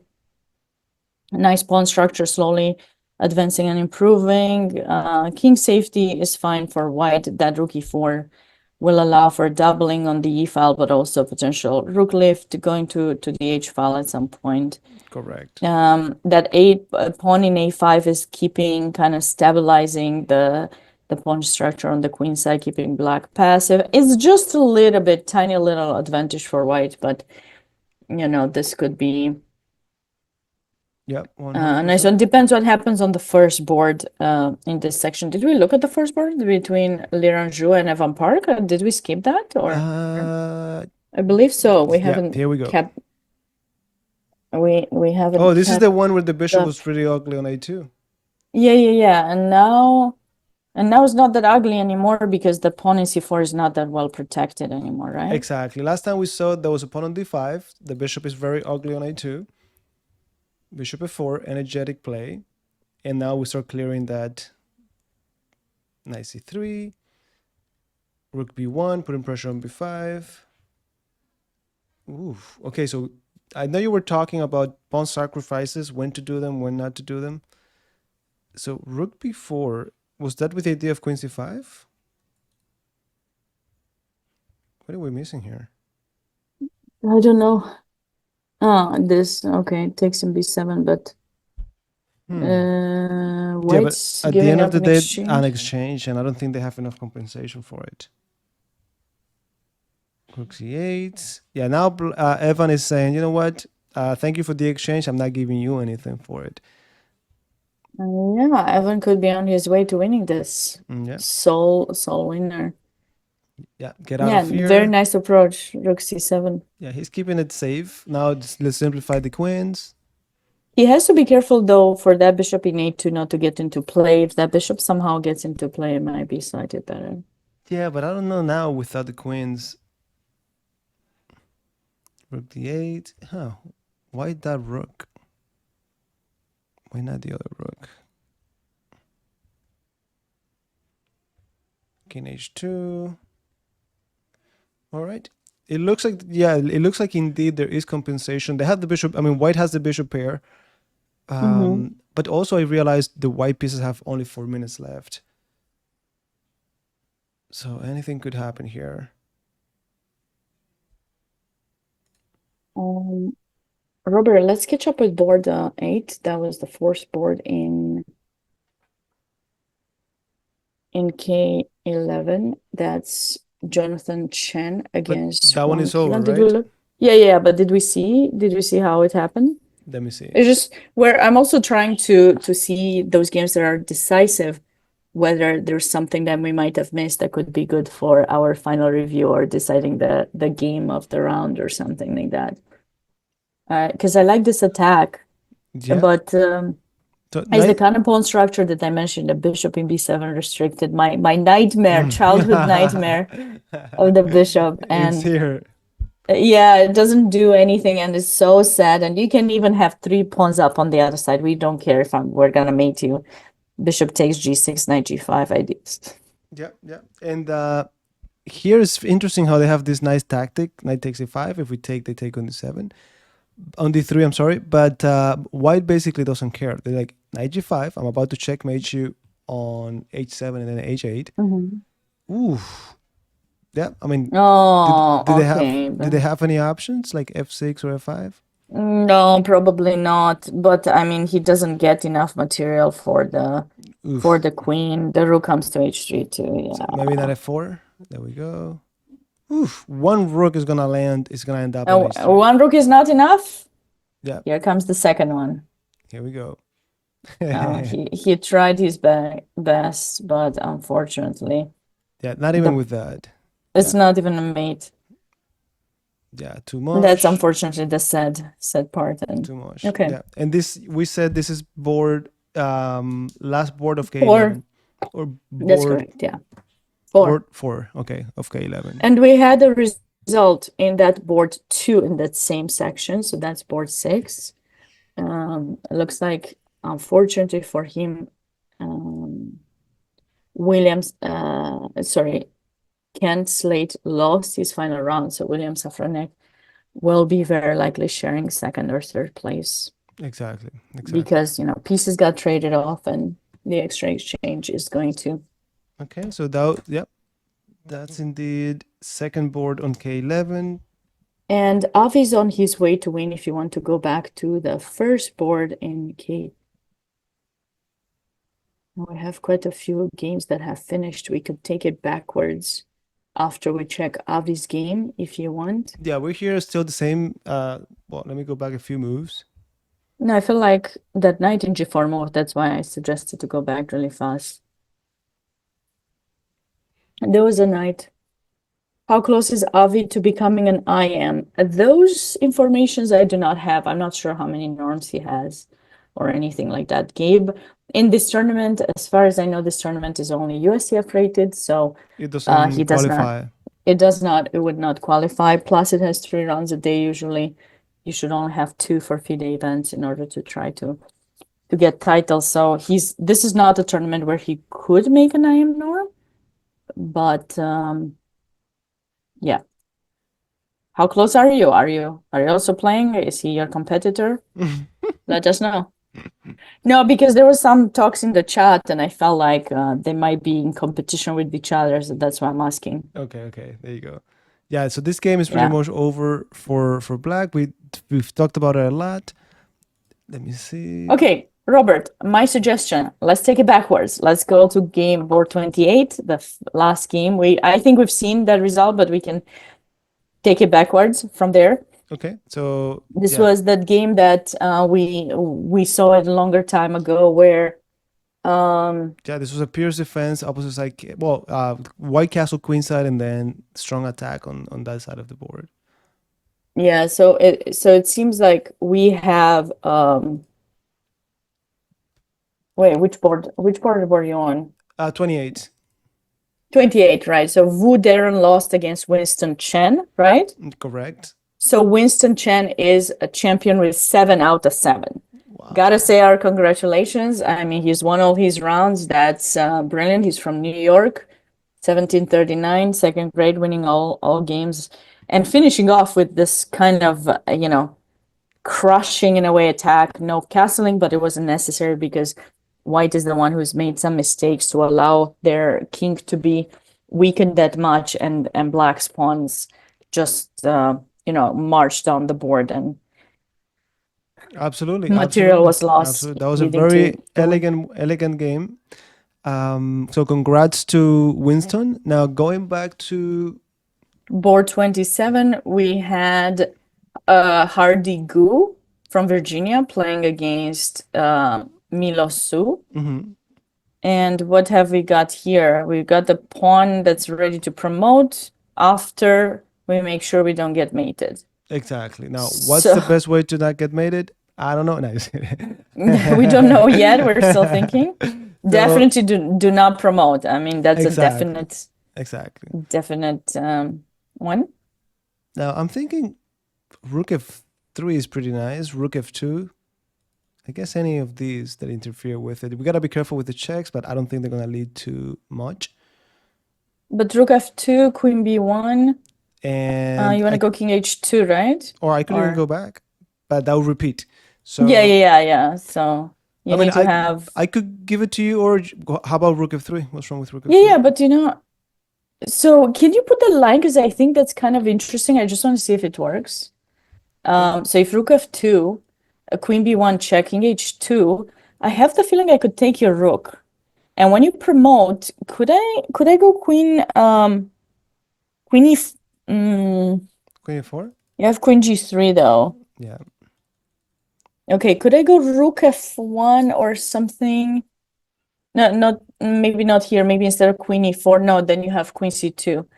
Do I have any kind of fancy move here? I guess in the search for that. I'm trying the fancy, the saving net kind of, I try.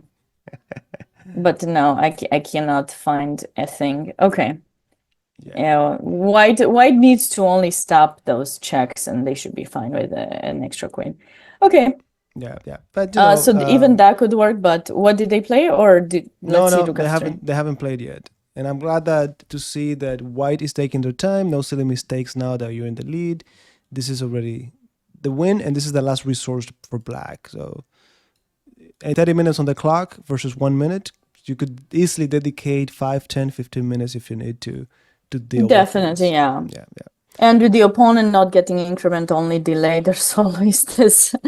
I'm always stressed out. I won't be able to stand up, have a drink, or when I say drink, I mean water. Like, no, Hey, we don't think understood. something. We understood. We understood. Okay, just making Sabina. sure. Sometimes things get misunderstood. Then, okay, so what have we got here? So yeah, 26 was already. Let me go back here.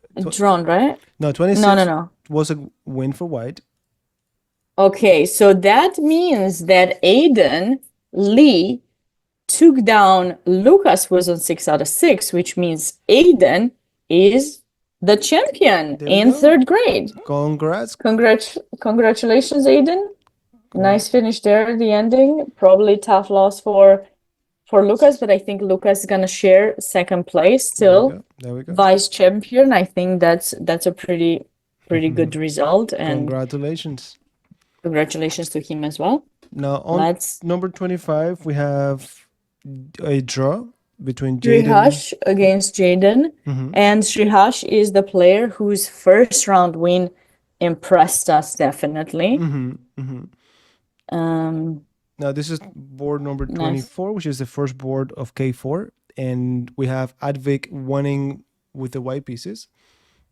All right. Oh, we cannot call this yet because Advik was on 5.5. So winning that makes him on 6.5. Oh, I feel for Yu Yang because I think I know Yu Yang. I worked with him. He's a very talented kid from North Carolina. I can't believe he's on fourth grade. I feel like yesterday he was 7. Yeah, how did he get to fourth grade? There you go. Last year he was 7. Hey, or 8. last year was younger too, and time flies. Let's not talk about that. Time flies. I'm sorry, I'm not. No, I just want to see if he's really in fourth grade. Sorry, but I just need. No, definitely he is on fourth grade. Okay, I guess you cannot play. You have to play in your grade. That's how it works. Absolutely. Okay, I just want to double check that because sometimes you might not. You could play up. They played up technically in the Blitz, right? In the Blitz there were 2 sections. I think K6 and K12. So if you were in K8, you had to play in K12. And if you want to read more about that, be sure to check out US Chess Live online posts. There's always posts from the different events, very nicely written by JJ. So this is so we cannot call the winner in fourth grade yet because there's a board that's not live that we don't know what happened there. So you went down to board 23, right? Where Lev Shangin is playing against Alexander Damian. Exactly. And both of them are on 5 points, and we have to see the next board. Ooh, but looks like Lev is on his way to win this. Yeah. Very nicely done. Yeah, those pawns got to the 7th rank already, and then there's another pawn, past pawn on a6. Yeah, white's pawns are way more advanced now. Yeah, this is okay. This is the queen up, and we've seen this resource a lot. They basically sacrifice just to walk into a very easy endgame. That's right. Yeah, I think that's the end of it. Yeah, game is over. Board 22. This would be the first one of This K5. is important. This is an important matchup because both players are on 5.5. They didn't finish yet, right? No, I don't think so. Yeah. Okay, so this is very similar to another game that we had, just that there was a bishop stuck in c8. Correct. Now, how crazy was it to just take on b7? Yeah, why didn't he take? Was he worried about some queen activity? Yeah, but I mean, I don't think they have much. Yeah, that was definitely and taking. No, but it's not that they have perpetual check. That's what they might have been worried about, queen c1, queen f4. So I feel that white is. But now I have time. Now I have time to deal with that, right? Like g3.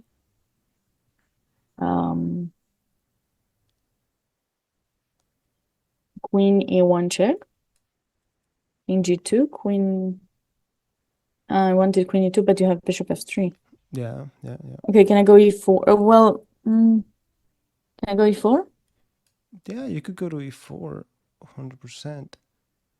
What if I maybe queen c2? I was gonna put this guy in motion and keep an eye out here.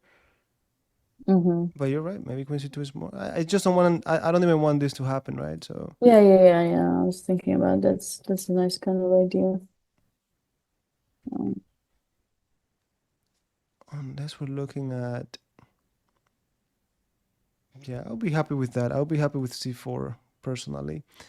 yeah, no, that's a beautiful idea. Just the queen stops everything. But in the actual game, let me go back. So yeah, Why did not take? they probably saw a ghost and they didn't take, and they're like, and what I like about taking on B7 is that automatically again, this is just a pass pawn now. There's a trade of queens, C4. No, they drew.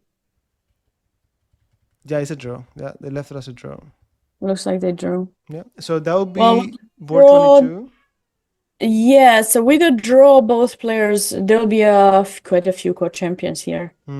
Quite a few because there were this was that group that They you had a lot were of yeah. amazed by the number of players with 5 points. So these two players are on 5.5, and now a bunch of other players. Well, I wonder if this is the biggest tie for champion in the history of the They're not gonna national. fit on the stage when they're gonna give the trophies. Yeah. I'm actually, I gotta say, I'm looking forward, to read US Chess's report at the end of this and see the pictures of some of the players, Yeah, and especially at the closing ceremony to see. I feel like, okay, we'll try to stay online until the pairings are put. Sometimes they show quite fast, other times we have quite a bit of wait. So it depends how long that will be, but I'll definitely be keeping an eye in this section to see how many co-champions we've got, because absolutely, there can be absolutely. so many. And then I don't think I've seen all these years that to many. Maybe I've seen like 4 or 5, but that's about it. But here they can be technically. So there's already two, then Shangin, and depending on how many decisive games, so there could be 1, 2, 3, 4, 5, 6, 7, 8. 8 extra people who can catch up. So exactly. 11. There could be 11 players sharing co-champions. Can you believe that, Rob? Well, they all deserve it. What do you think, Robert? Do you like this idea in the US how they give the prizes, like, for national championships, like co-champion, or would you rather have a tie break? No, I'll rather have a tie break, 100%. Yeah, But because these are big tournaments, though. They don't get to play each other. It's like 100 something people in the section. Like in this particular section, it's 300 no, three it's hundred 23 players. So tiebreak is going to be a bit tricky now, don't you yeah, think? but I Or mean, it's even for everyone. It's come back next year and hope you have a better tie break, or just win them all. It's just that I just think like a lot of these players, they train so hard to, it's not like it's all about the trophy, but they train hard. They want to be the winner and to have that under their belt. And Mhm. then they're like, yeah, I won 6 games and I was tied with 20 other people. No, just go to the tie break. If you were left out, okay, come back next year. Or if you don't, Yeah, Robert is tough. or just Robert is win giving the them tough all. advice over here. That's it's like I have a student of mine who was telling me, like he was saying how for the world championship, he's Mhm. like, hey, they should do a set amount of games, like I don't know, 14 or 15. And then if the Mhm. challenger doesn't, let's say they do, I don't know, 14 games, if you don't win like by half a point, then you didn't win. You're not the new world champion. And I see the logic. I cannot complain. It's No, like, I get you. I get you, Robert. No, I understand what you mean. It's just, I think because America is such, United States is such a big country, I think a lot of these schools are supporting the kids to go there and represent, because we also have the team trophies, right? Based on the amount of points that you score. And and basically I feel that it's nice that they give more trophies, because they have the opportunity to go back to the school and say, I'm a co-champion.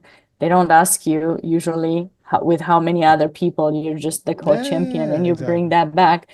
But this, I think it's a bit more the mentality, like you're The reason why. where we come from, it's like tiebreak. Are you the best or are you not? Which one is Nah, it? let's not get into the reason behind it, but yeah, that's I think it'll be interesting just to do it like Yeah, that. yeah, yeah. With that said, let's go to this game. I wanted Let's go to to it. pause here because after 95 is so interesting how this player, the black pieces here, I mean, simply played knight f7 and that costed the game. It's move number 19. It looks so nice, so equal. The knight f7 completely loses the game. And Although that looks like the kind of defensive move you want to make in order to cover h6, no sacrifices, but I think it probably has to do with the queen, yeah? hanging pieces. Now queen g4, direct threat on g7. Oh, and it's over already? That's it, because now either After queen g4. you get checkmated, or let's say you do something like this. Well, Oh my you lose goodness. the queen. What a miss by black. Oh no. Hanging pieces, hanging pieces, hanging pieces, hanging pieces. Yeah, that is a kind of trap that I feel like I've done in my life a few times. Yeah, we have I've all. been looking for it. If you haven't fallen for it, you will. It's just it's just tough. Yeah, it's It's the kind common. of thing that it will happen to you at some point when you Correct. forget about it. It's just this, oh no. Nah, no, Okay, you're right. You're so right. Okay, so we have number so 20. Elliot, let's see what happened on the number 20, board 20. Did Draw. they draw? Yeah, that was a draw. That was a draw. Yeah, this All one we right, talked then it about. seems that again, yeah, we talked about this. So now we know that Kyle Dong is gonna be caught up by Elliot Goodrich, the person from the previous game, and a few other players can catch up, which not as many as in the fifth grade, but quite a lot of them, which means we're gonna have co-champions here too. We'll be back to see who will be Absolutely. whom. In the chat, people are congratulating Avi. I believe he won his game, so but we can catch back up with Yeah, yeah, that. It was kind of clear that he was winning, so let's exactly. just go to the seventh grade now. Board 19. What did we have there? A draw? No, No, this is black. Black should be winning this. no, he won. Oh yeah. Ooh, Vijay Anand. So I did play Vijay twice. The first time it was in Houston last year. Second time was actually this year in DC, but he was stronger already. First time he blundered the queen with that typical idea discovery, knight d5, and you're opening up a queen to attack a queen in a5 and e7, and there wasn't so much he could do about it. I think maybe I even capture something. I don't remember. And the second time was a bit harder, and it was definitely much stronger, and he's getting stronger and stronger. Oh yeah, they're only getting stronger. That's a fact. That's a Only fact. stronger. I And don't know. so that's seventh grade, right?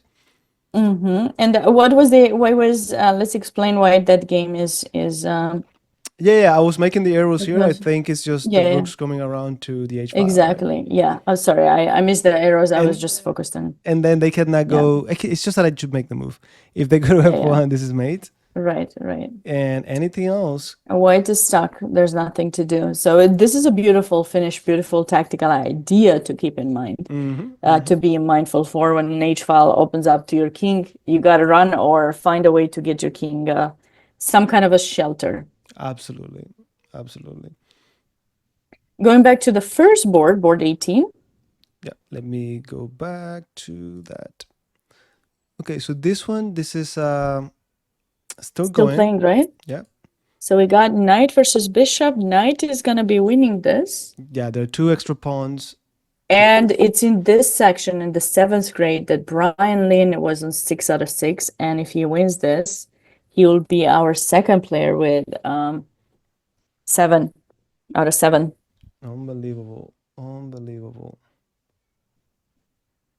Yeah, and this is just a matter of technique to push those pawns forward. The bishop cannot be helping, Absolutely. You can push those pawns, or you can do exactly what Robert is showing with the arrows, just capturing the pawn going to the other one. Just Yeah, taking it's just too much. Just the extra pawns plus the active king. Yeah, that's it. That's it. So So that would be what, the 18? That's the first board on 7th grade, right? that's right. Yeah. So we'll have 7 out of 7 there, and this in that section. Going to the 8th grade. Which board are we on here? Board 17. 17, right? Yeah, that would be the third board of K8.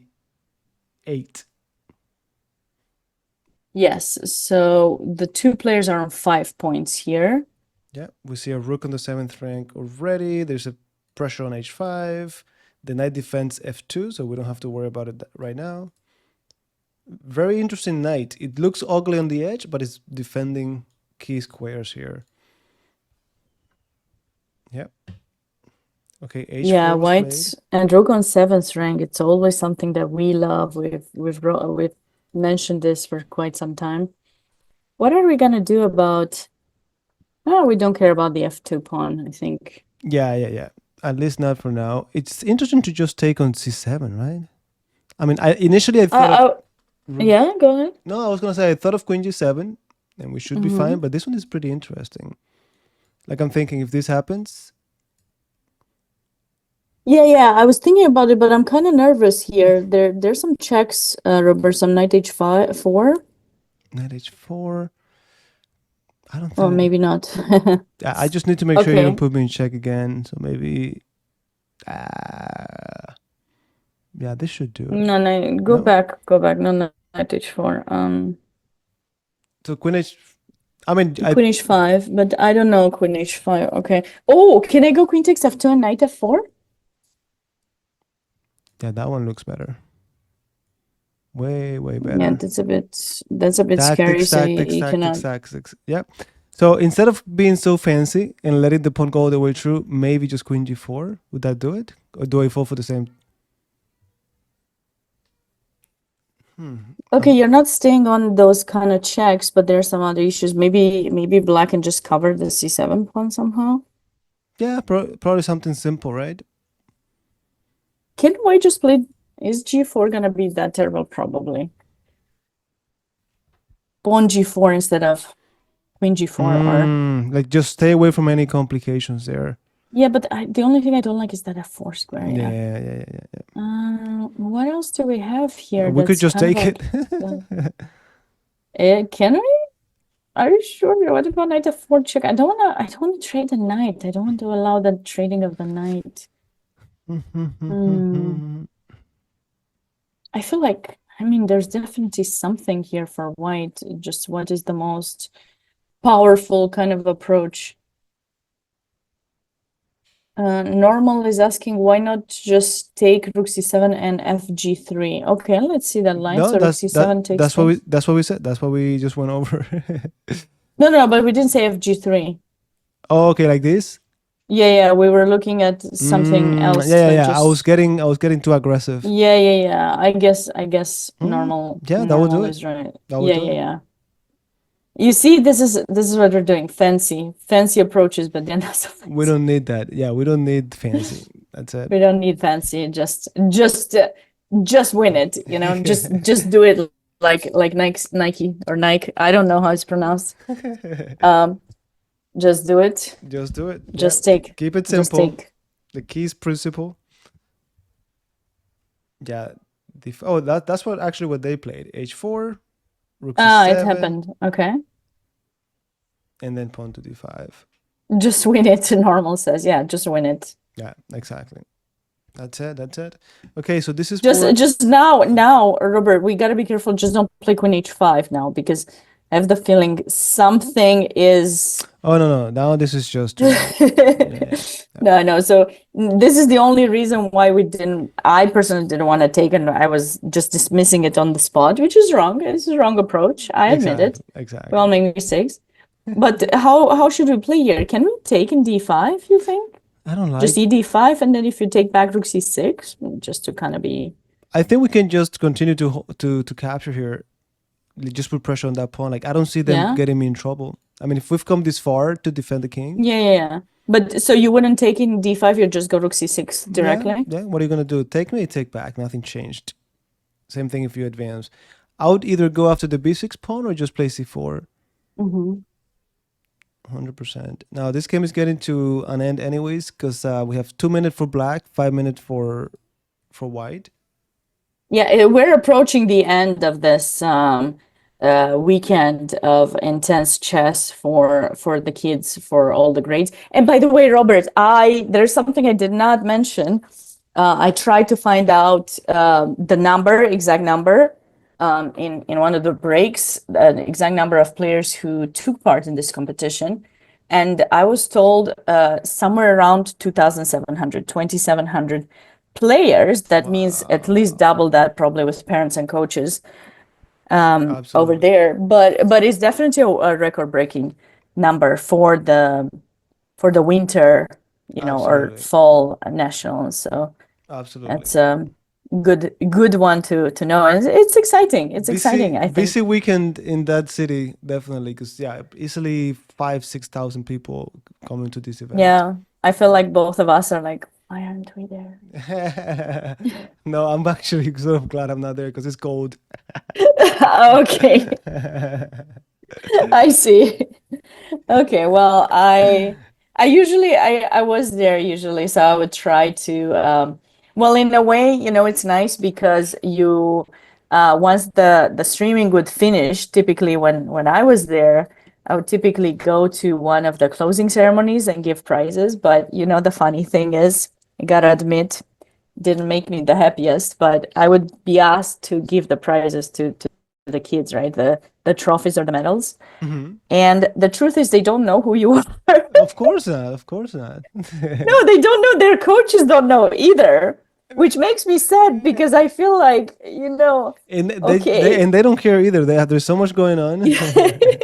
They're very much into their kids. I get it, but like Yeah, sometimes they don't know, and I think it is very important for coaches. I know there's this necessity to protect your students because this is your living and everything, and you don't want them to go away and stuff. But it is important to let them know who is there, who is available, who's a strong player. Maybe they can use them as role models in a way or another. I'm not saying you should copy someone, but just kind of get some inspiration from their life, because it's always the life stories that are inspiring and motivating. exactly. And oftentimes, yeah, I'm telling you, like I would go, I would give them the trophies, like, or to especially teams, and they would just tell me, "Could you get out of the picture because we want to take a picture?" And I would, and I would say yes, of course. By now I'm used to it, but in the beginning I was feeling insulted a bit, like it hurt. But hey, you could let them know. You could ask, "Do you know who I am?" Do you know who I am? I was about to say. The Um, great philosophical question. Who yeah. Do you who know am who I I? am? But no, the thing is that, okay, you see me more extroverted than everything, but when it's about talking about Competition? myself in a person, no, I'm not very good at promoting myself. I'm really not. It's here when people don't see me a bit, like, I think my personality comes out even more.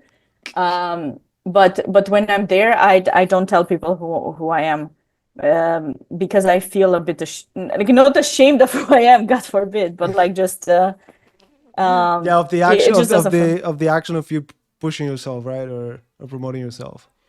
Yeah. I just don't feel it doesn't come natural to me to say No, no, something. of So course, of course, of course. I just try to. You could be like, And "Hey, do you know who's a grandmaster around here? Do you know any grandmasters on this stage?" yeah, maybe I could try that. But I remember also in the past, the people I've done commentary with usually were more famous streamers. So I'm sure if you and I would be there, you'd get more recognized than This is not at than I all. would. Not at all. No, I promise you. When I did commentary last with Gauri, Gauri is, a very famous streamer, very cool guy, and he would be stopped all the time, and people would ask me to take pictures of them with They're like, Gauri. "You lady, can you take a picture of us?" I know, and he would feel so proud, and he wouldn't say anything about me, if it wouldn't be me, and someone would recognize me, and I would be with you, I'd be like, but this is Robert, he's a great YouTuber. You should definitely check him out. You should take a picture with him or something. But Gauri was not. But it's okay, Sabina, that's don't always worry great about it. feelings about Gauri. Exactly. But yeah, but I was just heartbroken. No, but this is about the kids. Okay, we joke a bit here, but Yeah, this tournament absolutely. is about the kids. They are going there to represent their schools, their state. They're going there because it's part of who they want to be, or help themselves grow as chess players. It is a great And experience after all. It's a great experience. it's a great experience and also a very tough weekend. They go there from Thursday or maybe Wednesday, playing the Blitz, playing the Bughouse, join some of the simuls that US Chess, provides, maybe join some lectures, and then play 7 grueling games where they have to try to give their best to finish in top places. And if they don't, of course, it's tough. But so that's why we're here to comment on. I just Absolutely. I love to find inspiration personally, so I cannot expect that everyone would do the same. Now, But this is, yeah, go ahead. no. I was gonna say that it's true, but always there's always someone that will recognize you or will listen to you here, and they will connect. And maybe you don't know it, but uh, you're actually helping a lot of people even without noticing it or knowing it. So Thank you, that's Robert. that's gratifying. Yeah. Now, as far as this game, I think we can leave it here, right? Pretty straightforward. White simply offered the trade of queens on f2. They said no. Well, give me the pawn, and now I got a pass pawn on the b file. Going back, they say no. Now queen a7, queen e3, check, and I don't think black has anything here. Easiest plan No. for white, just to push the pawn. Check, check. Don't tell Wait, me. what? Don't tell me it's gonna be a draw. No, wait, go back, go back. Why did he give that check? I don't like that check. Wait a second. What is black's trend right now? I mean, worst case scenario, you can always go queen d2. Worst case scenario. Well, they don't have time. I mean, is he gonna go for a draw? I mean, that would be sad. No. I mean, queen g5, queen a6 are very strong candidate moves, but if you don't want to risk it, just queen d2, right? Yeah.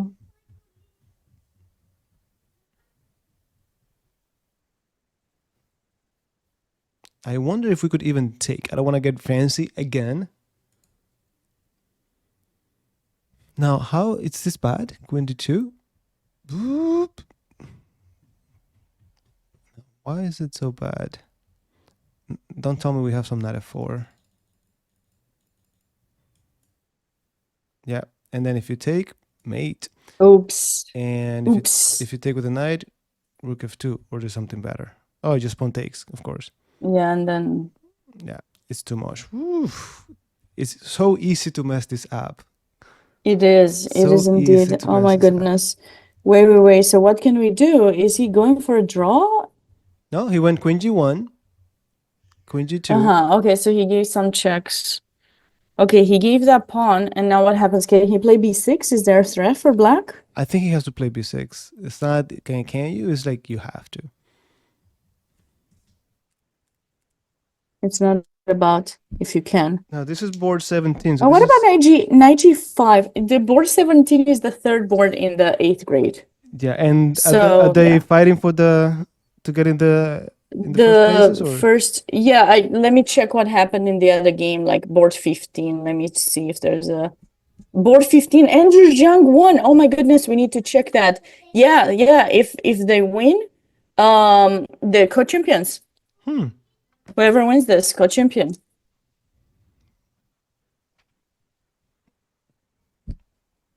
Unbelievable.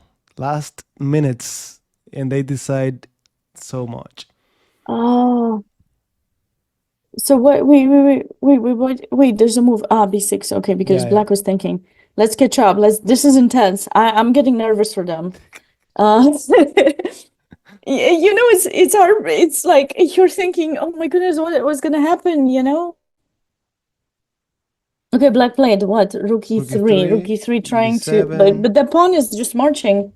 Yeah. Okay, we don't care. Queen, right? Yeah. Right, and then wait. Rook g2, queen takes e4. Is there gonna be a perpetual? Should white go rook g8 for, oh, knight f2. Okay, that's wiser. Yeah, that's wiser. The other one would allow some checks because if you wouldn't have managed to play knight f2. A knight next to a king is always a great protector for checks from the queen, Absolutely. but white wouldn't have gotten it. So here I think white can simply promote, right? Just, oh, what? Why didn't he promote? Ah, he wants queen f3 check or something? Mm, Knight g4 check? What does he want to do? I'm confused. no, queen f3 is very interesting. Oh, Robert. Queen, rook takes f2, queen d8 check. Knight there takes and mate. Just queen. Yeah. Queen d8 check when you take the knight. Just not allowing black's king to go to g5 and That's very fancy. yeah, because I love fancy. He did it for me. It's like, okay, Sabina's watching. I'm live on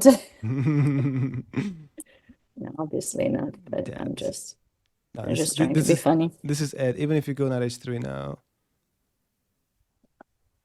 Yeah, because the queen is not on the right pattern for checks. Knight h3, okay.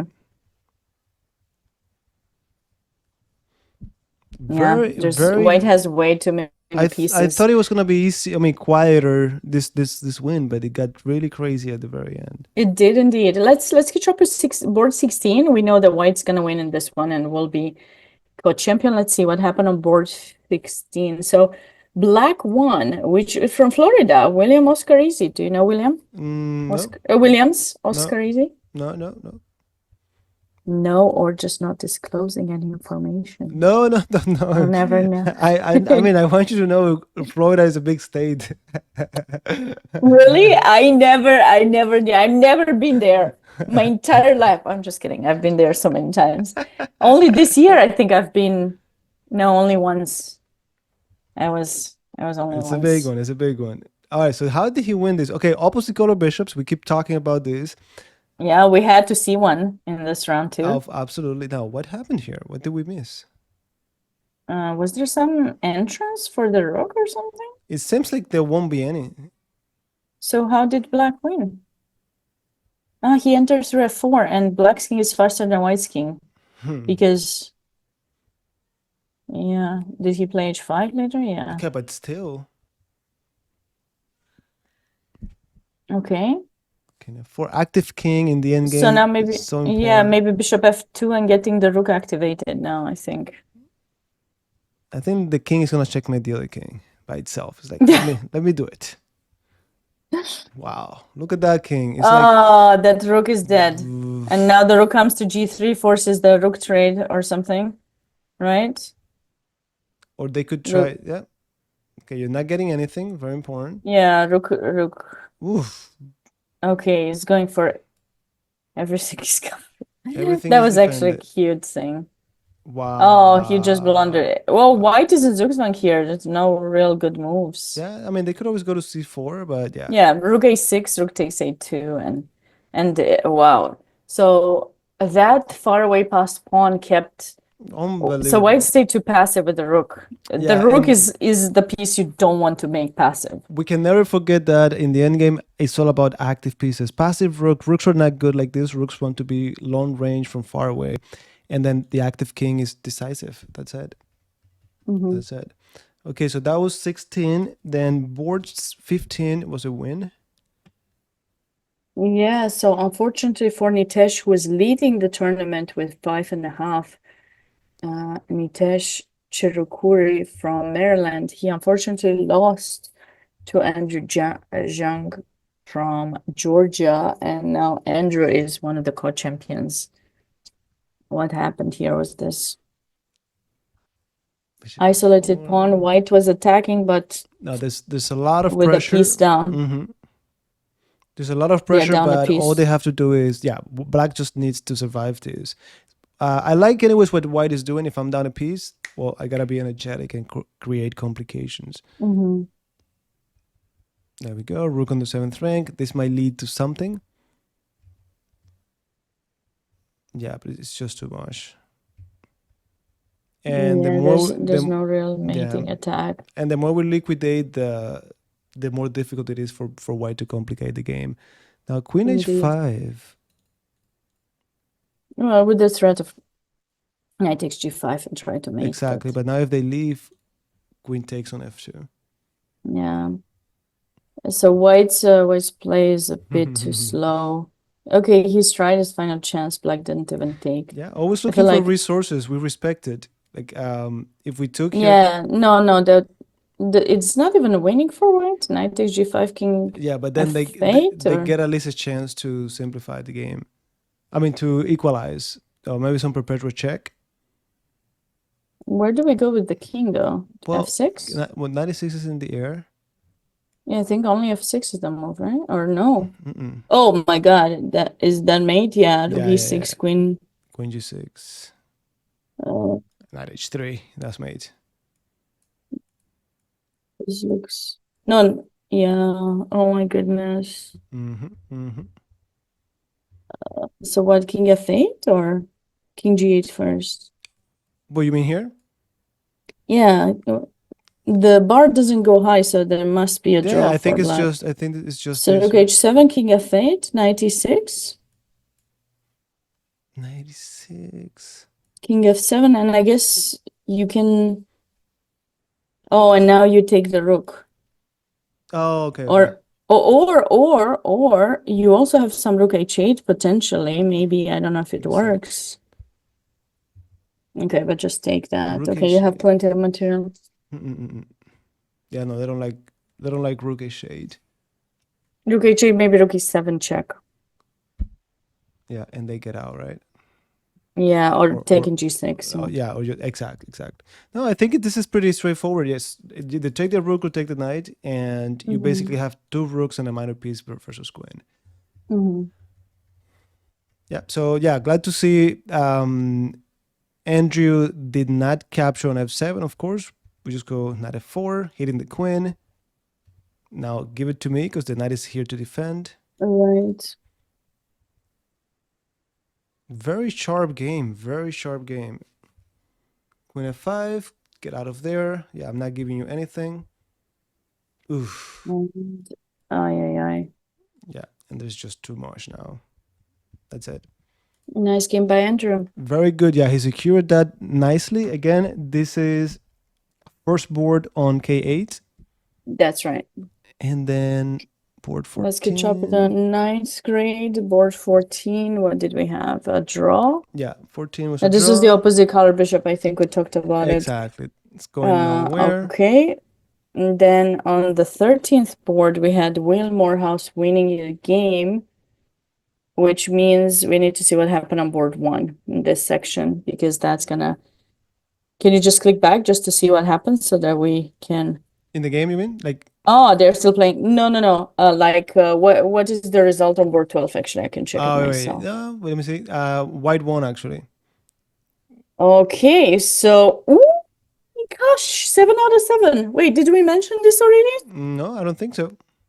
Oh, I feel for Isaac because last year or whenever I did commentary for his game in the past, he also lost, like last round or the one before, and he didn't finish. He didn't make it first. Oh my God, Nikash is, like I told you, dead, or mom was on the stream last time. And finally, he does it. He wins the thing by himself with 7 out of 7. This is quite impressive. very impressive. Indeed. I do remember the name. I do remember it. And yeah, wow. Haven't seen it before. So see, this is what I'm telling you about when you're commenting on these games, some names, will remain in your memory, like, people who've done well and who have potential of growth. Now, Nikash is from Washington State, so probably doesn't have as many opportunities to play. That's why maybe his rating is that low, but well, this could be a motivation, no? Yeah, very nice game, and it seems to be equal so far. What changed here? Yeah, so let's see how he won.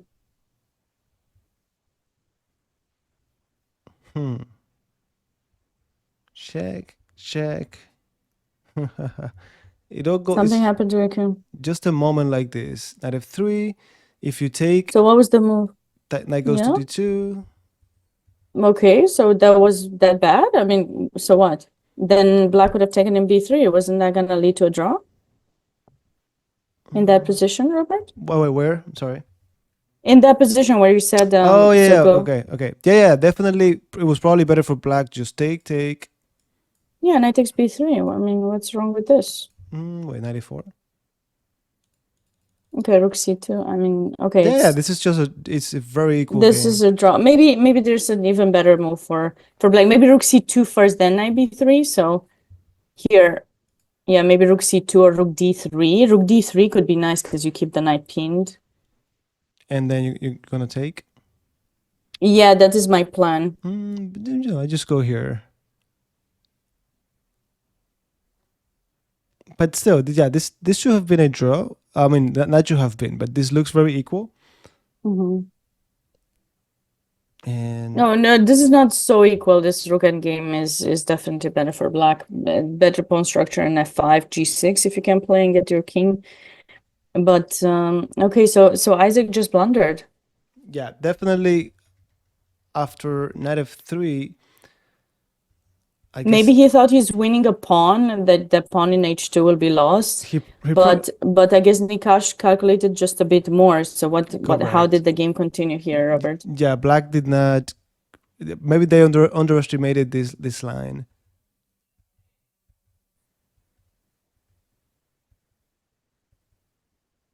Yeah, now you have 3 pieces around the black king. Check.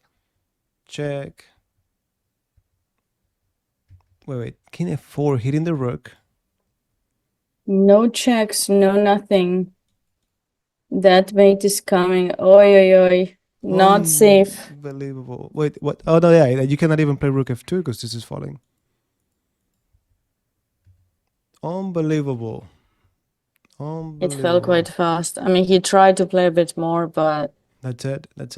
Yeah, I gotta say congratulations to Nikash. I mean, absolutely, great game. absolutely. Great game against a very strong player.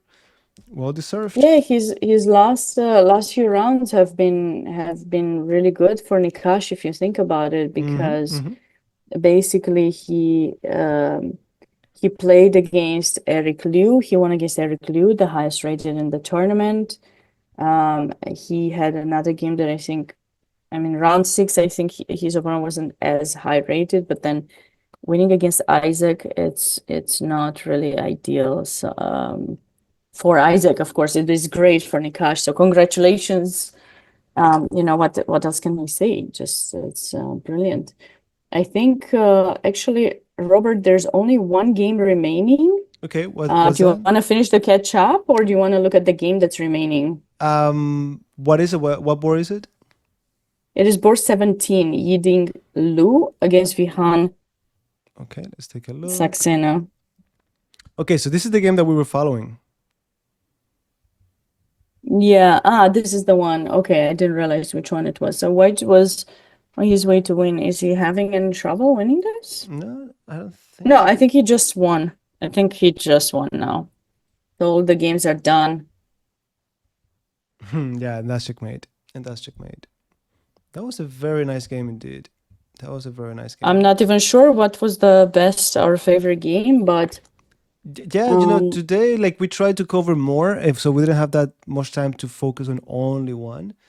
But that's right. So now we have to figure out as we're waiting for the standings. Well, let me go back to where we were just for a moment. Yeah. Let's do that. Let's catch up. I think we had finished with the 9th grade. The last one was Nikash, so we go on board 11. Okay. If you can go on board 11, and then we can kind of do a finish recap with everything that happened, and then correct. Yeah. So this one was a draw. Yeah. And then we go to board number 10, which is second board of the 10th. We did not see the result of this, did we? So if it was a draw, then Eric Zhao is the sole winner of the 10th grade then. Because the player with the black pieces was the only player who could have put up. I see. Yeah. I see what you mean. Oh, you went down a bit. Okay, perfect. So, all right, congratulations to Eric Zhao of this. Congratulations. But didn't we say that someone was better here? Isn't White winning? So how did this game end in a draw? Like, too many pawns not to. Oh, No, white is messed up somewhere. Wait. Go a couple more moves back, please. Okay, so here. h4. H4. Hmm. Okay, king c3. Okay. Okay, why you gotta make up your mind which pawns you're gonna push. I think g4. What about g4? Do you Yeah, think that would have this worked? is a stronger force to connect the passed pawns. If they reach the sixth rank, they could be better than the rook. Yeah. Definitely. Like I even like just activating the king and the pawns. That's it. Worst case scenario, I give you my rook for this pawn at the end, and then my connected passed pawns should make it. A7. Now they're pushing the pawns. Mm-hmm.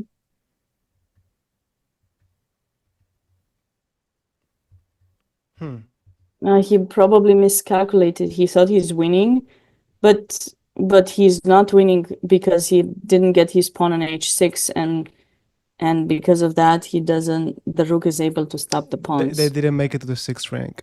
Yeah. Yeah. Now I wonder, can we just? Well, I guess it's just trouble anyways. Yeah. They're gonna get to. It's just. I think this is the Rook a4, resource. right? Yeah, rook a4. Yeah, and your king is just. Again, we keep talking about this. It's about the active king and the active rook. Yep, active king for the black pieces. Sometimes even if you're up one or two pawns, it could be a draw if your king and rook are not coordinated, if they're not activated. Mm-hmm. Yep.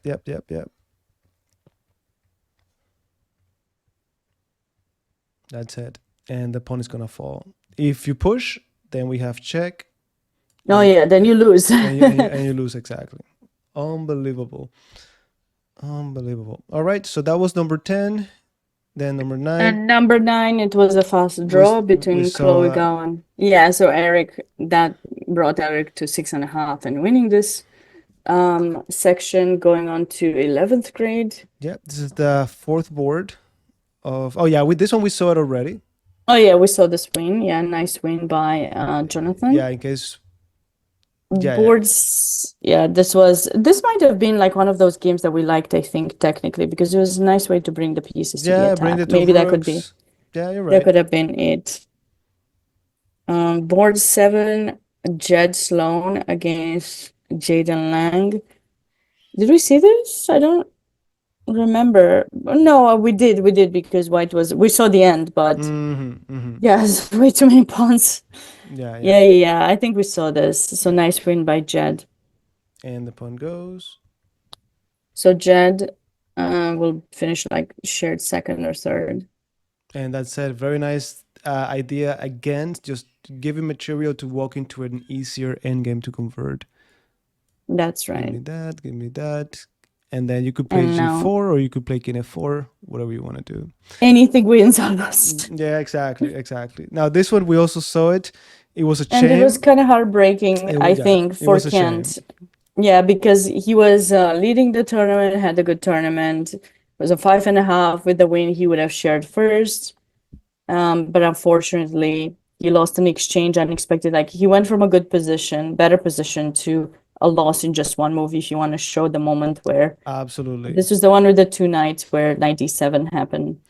Yeah, but this it was all about this bishop takes h2. This huge blunder, unexpected. But even earlier, I think he's made some mistakes, right? Because I don't think they just go one more move. There was an opportunity here after knight d6. Just take on d6. You know you're gonna capture on g3 exactly. After the fact. Yeah. But so black would have had a small advantage there, right? Exactly. But instead, we allowed the knights to stay on those critical squares. And then this was the final mistake. You can only make so many mistakes when there's so many pieces around your king. And we're hitting f8 indirectly. So now we go up, clear the diagonal, followed by knight takes d7. If the rook takes, no one is defending f8. Check, give me that, queen b6. And that's the end. That's just too much. That's it. Yeah, very interesting game indeed. Congrats to... And good one for William. Yeah, William for winning. Yeah, absolutely. Now, this is the first board. Was a draw. Oh.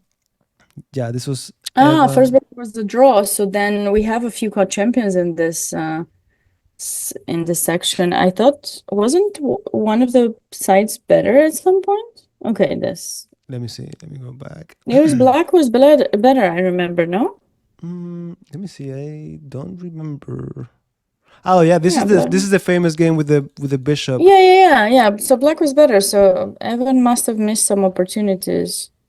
Let me see. H3 rook. Okay, we talked about this. We said how this is a nice approach to get rid of the rook.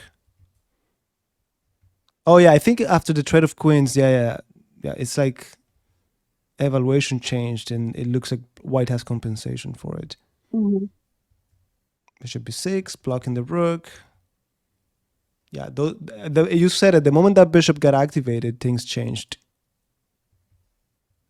Yeah. That's it. Now, Rook to e6, so good square for the Lira was knight. able to save it. Exchange down, but he was able to save it because black's rook probably didn't get Unbelievable. active. Unbelievable. Yeah, it's like the Nice rooks save cannot do by anything. Lira. Yeah. Indeed. And you might think this rook on e6 is going to get in trouble, but it was not the case. Mm-mm. Yeah, it's there to stay. Yeah. The rook is there to stay. A6 pawn is weak. Suddenly the knight will go to b4, maybe. Maybe there were some chances, probably. And now you Yeah, but have look at to that. connect the passed pawns, both the knight Well, and I the think rook. c4, c5 is hanging now. Yeah. But that b6 is just so strong. Is very dangerous. Yeah.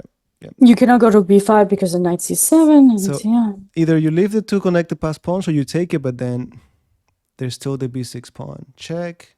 Yeah, they gave the material back. That's what happened. Unbelievable. Unbelievable. Yeah, and then rook in games, we know, very drawish. Pawn majority, we're going to get our passed pawn on the other side of the board. That's it. And now I'm going to give you my rook, but then you have to give me your rook for my pawn.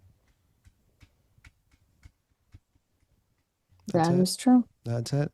All right, so now we enter the K-12. So this is the fourth board. Was this the draw? Yeah, this one we saw. Yeah, this one was a draw. And then Minglu against Mika. This one we didn't finish it. We saw up to queen f5, and we were saying how instead of taking, they said, oh, you take I remember. me. Right? Yeah. I remember this.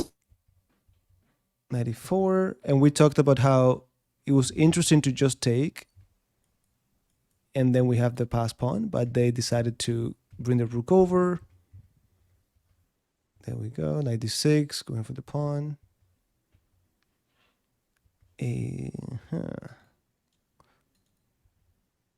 Defending. A3, I'm not going to give you anything. There we go. Everything is defended, still hitting A6.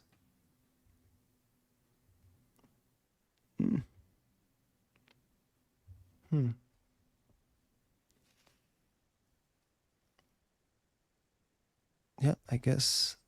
I really wish white could have played e4, but no, they had no time. Yeah, that's the problem. And again, we see the same thing happening over and over. Passive rook, active knight. That's true, yeah. And I'm not sure which pawn had to be captured. Yeah, I was thinking of a4 actually instead of taking the pawn in e6. I don't know if it would have made a huge difference for white. A4 here. Instead of a... Probably not.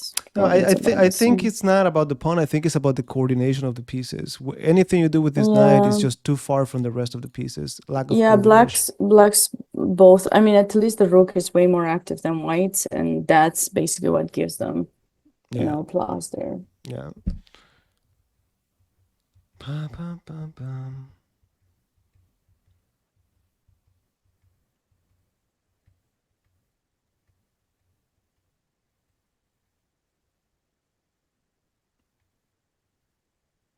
Yeah, this is just very drawish.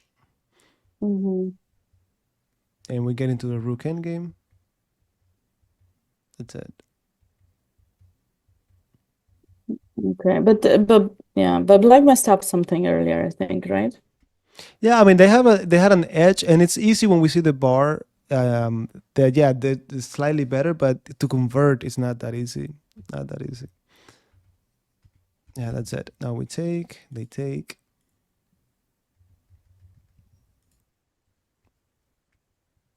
Yeah, you see here they were like +1, but try to convert this +1 when you have 10 minutes. So absolutely. Yeah, but I mean, maybe he rushed a bit. What did he play here after King F3? He took the Took the pawn. pawn, right? Maybe rook B3 check first, just to see where that king goes. Mhm. Way more accurate. Could have helped, just These go are back to F4. the kind of moves that they decide the game, and it's just little details like Yeah, this. and you can always see them after the fact, not when it's Exactly. actually happening. But Exactly. So we take now. Yeah, yeah, and I think that made a huge yeah. difference. Yeah, probably Unbelievable. there's some check later. If we look at the game, I think there could be some check for black that will be helpful because the king is in F4, not F3. Mm-hmm, At mm-hmm. some point, if you look at how the game went, here, right, like rook C1 and stuff, like there would have been C3 and you couldn't take it because of knight D5 check with the king in F4. Mm-hmm. And also king E3 wouldn't be possible. So that king in F4 is kind of stuck, on a bad pattern with the knight. If you see, like Unbelievable. yeah, Unbelievable. it's just something so small, but Subtle. Yeah, yeah. usually it's hard to notice those differences when you're playing, unless you've really experienced a lot of end games and you've practiced a lot and you Absolutely. understand these geometrical Little ideas. details. Little Yeah. details. Yep. Let's catch up with board two as well. Yeah, this one, white pieces won. So congrats to, no, black No, pieces black, won. black. I'm sorry. Yeah. Congrats to Arnav Gupta. And let me see how this went. So Arnav is going to be a co-champion then with Avi, I think, and maybe a couple others. No, no, because Micah drew that previous game, right? Yeah. Okay, equal position. I honestly thought white was a little bit better here. So what changed? D4. Okay, we talked about this. It was D5. This is the position that we talked about. And then knight D4 is coming. Queen D6, rook D1. What happened here? The bishop is now open. Knight F3, rerouting the knight. Okay, rooks are coordinated. Get out of here. Can we go rook E2 now? Okay. Yeah, but maybe the queen c5 he was worried about. And now queen g3.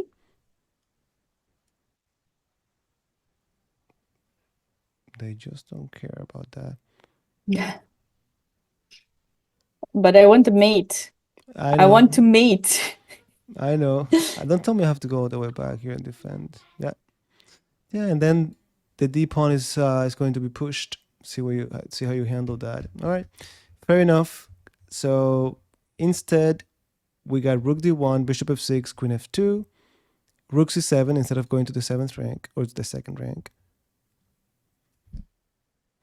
Here we Oh, go. wait, This is the one move. Unbelievable. So why is that a blunder? Why is that a blunder? What happens? What's so queen takes. Queen F5, right? Queen takes. That's it. What? Oh, rook. Did he want to play rook f3? Wait, rook f3? What did he miss? What's the move now to rook f3? Queen H5. Yeah, maybe g4. Oh, but this falls. Oh, no. This doesn't Yeah. fall. Okay, queen H5, G4. Oh, queen. Is it queen H4? They take? No. What are we missing here?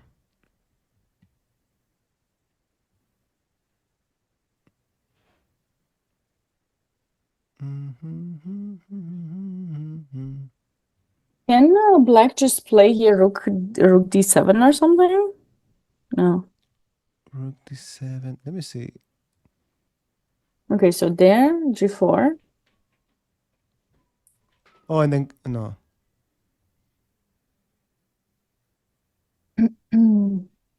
Well, I could just, I guess, wait. Like No, but I taken and when I take an f6 queen h3. exactly. Okay, I missed that temporarily. Yeah, yeah, yeah, Yeah, yeah, yeah. Oof. But you know, that's why we have to calculate when you get this fancy. very fancy lines. When you Yeah, get fancy, you better be. I don't know. I unbelievable. was trying to make it rhyme, but I couldn't come up with the word. And it looks like White didn't spend a lot of time on this move. Yeah, Is but this what they played? This is exactly what they played. no, I guess that's a yeah. Oof. What a way! Whew. What a way S- to miss this one. What a Yeah, way to miss and this he was one. thinking probably he's gonna win. James was thinking, okay, I got the Mm-hmm. win. Knight takes Mm-hmm. f5, I'm winning. Mm-hmm. Played it too fast, I know the feeling. You're miscalculating. like, I got this, and then when you look again, when your opponent plays, and you're like, ah, I didn't see this. I know the feeling. Hmm. All right, and then the last game, of course, we were following this one. Avi.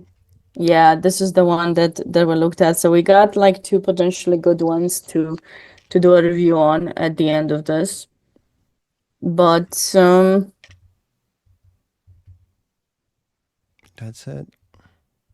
yeah, I mean the white space and great placement of pieces Yeah. and black's super weak king in h7 didn't stand a chance. And on Like top of it all, it's there just too much. are a couple extra pawn for white.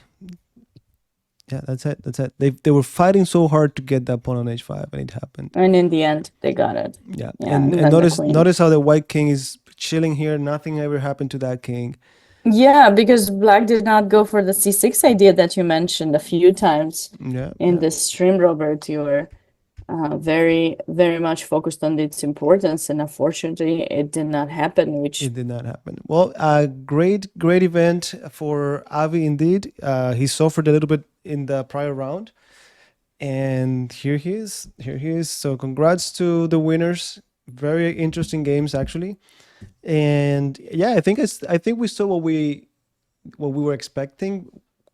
Strong games. They were not as not exciting, but they were not as tactical as the one from the prior rounds. Everyone was being careful, and yeah, one silly mistake, and we saw some sad, not sad, but some tragical and unexpected losses here, just because of a silly move. Careful, careful, careful until one silly mistake. Welcome to the chess world. yeah, what to do, Absolutely, Robert. absolutely. So which game are we picking for our game I of the think round? I Do think you we wanna? was it number 8? I think this is It the was one, right? Jonathan. Is it this one? Yeah, I think it's Jonathan versus Kylan, right? Mm-hmm. And So yeah, let's get started. So basically, this game was played in round 7, the final round of the K through 12 grade championships in Maryland. And this was which board was it? board 8, which is the Robert? fourth board of the K11, the 11th grade. K11. Yeah, so fourth board in the K11. There are a few great games and of course some heartbreaking results that we had to look at and we commented on, but Robert and I decided this is our game of the round, so to speak, Jonathan against Kyle. And Absolutely. let's go through a few more moves, Robert. And this one I pointed it out because it was the Cambridge Springs. And again, I Mhm. don't see this often. I like this opening, always got my attention, but we don't see it that often. And then after a few moves, this is pretty straightforward. Rook c1, defending on c3, b takes c3, queen defends a2, rook b1. And we've talked about this. We get the isolated pawn, but we also get the semi-open file. So we're happy here as the white pieces. Castle, bishop d3, trying to do the same thing. Queen c2 with a tempo on the pawn. Bishop f4, b6, castle. And after bishop a6, now we saw pawn to c4. And Yeah, and looking, yeah, sorry, no, go ahead, you go go ahead. ahead. Go ahead, go ahead.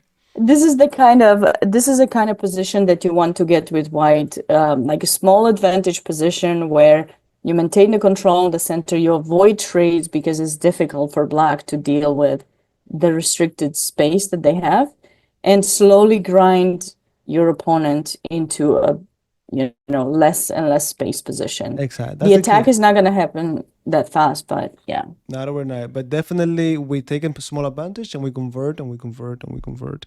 That's it. Bishop f8, e4, full control with the center, rook c8, rook e1. That's it. Simple chess, just improving our pieces, gaining more space. Queen a3, pawn to h4. Now, pawn to h4, where is this coming from? Maybe g4, g5, or maybe h5? Yeah, I think G4, G5, freeing up the H2 square sometimes for knight H2, G4 as another means to bring the knight into the game. Of course, Interesting. knight E5 is a great approach to get to G4 if you want to, but But you don't want to be you don't traded. want to trade. Exactly. That's a good point. That's a good point. And that also H4, H5, another idea, because with the bishop in F8, black sometimes considers ideas with G6, bishop G7, but in this situation, those are not going to happen because That's a of good point. H5, and then, the B1, H7 diagonal will get opened. Absolutely. Yeah, this is looking all like it's ready for a kingside attack. Queen e7, e5. This pawn, we know how important it is. It keeps the knight from coming back and defending the king side.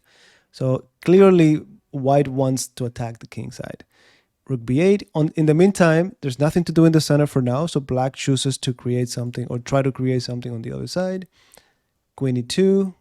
I'm guessing With the the queen. idea Queen E4. Yeah. C5. No knight F6. This is the move. This is the move we both love, I think.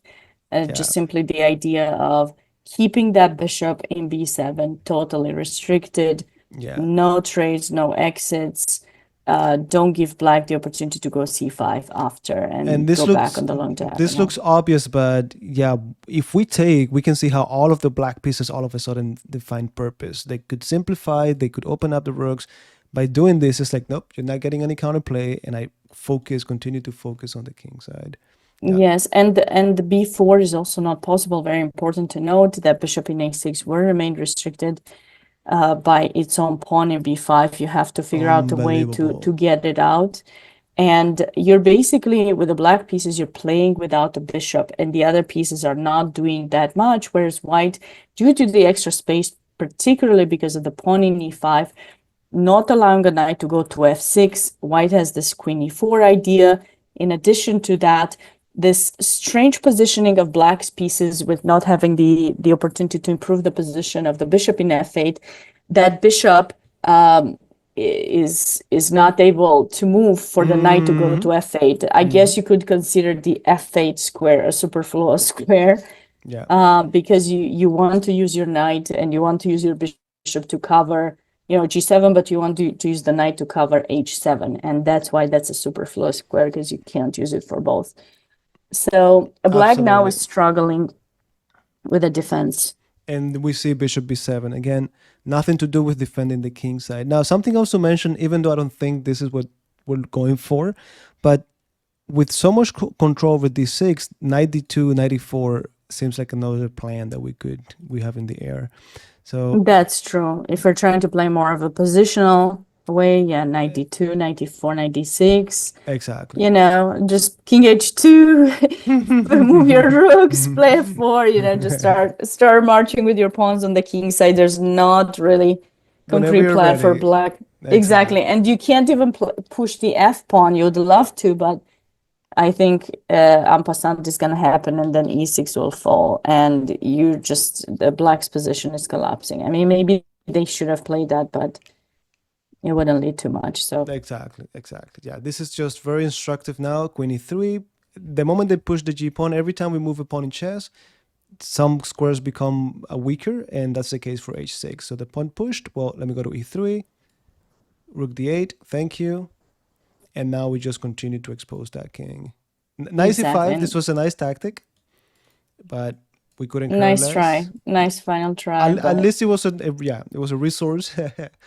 Queen g5, because this is coming, and unfortunately, like you said earlier, they don't get enough material for it. Now, everyone knows this rook lift, rook rollover idea. They tried to stop it, but not everyone could find the second rook lift. And then one of the rooks is going to go to h3. Again, more tactical ideas such as c5 hoping we can do a checkmate on h1, but the king could always go to g3. So Exactly. So white wasn't worried, a couple that's more it. checks, and There you go. the game was over. So very beautiful win from Jonathan Chen. We Well both enjoyed it deserved. very much. Yeah, well Yeah. deserved. Excellent. But yeah, we had so many games throughout these rounds that we covered, and yeah, that's what we expect from these events. Very nice.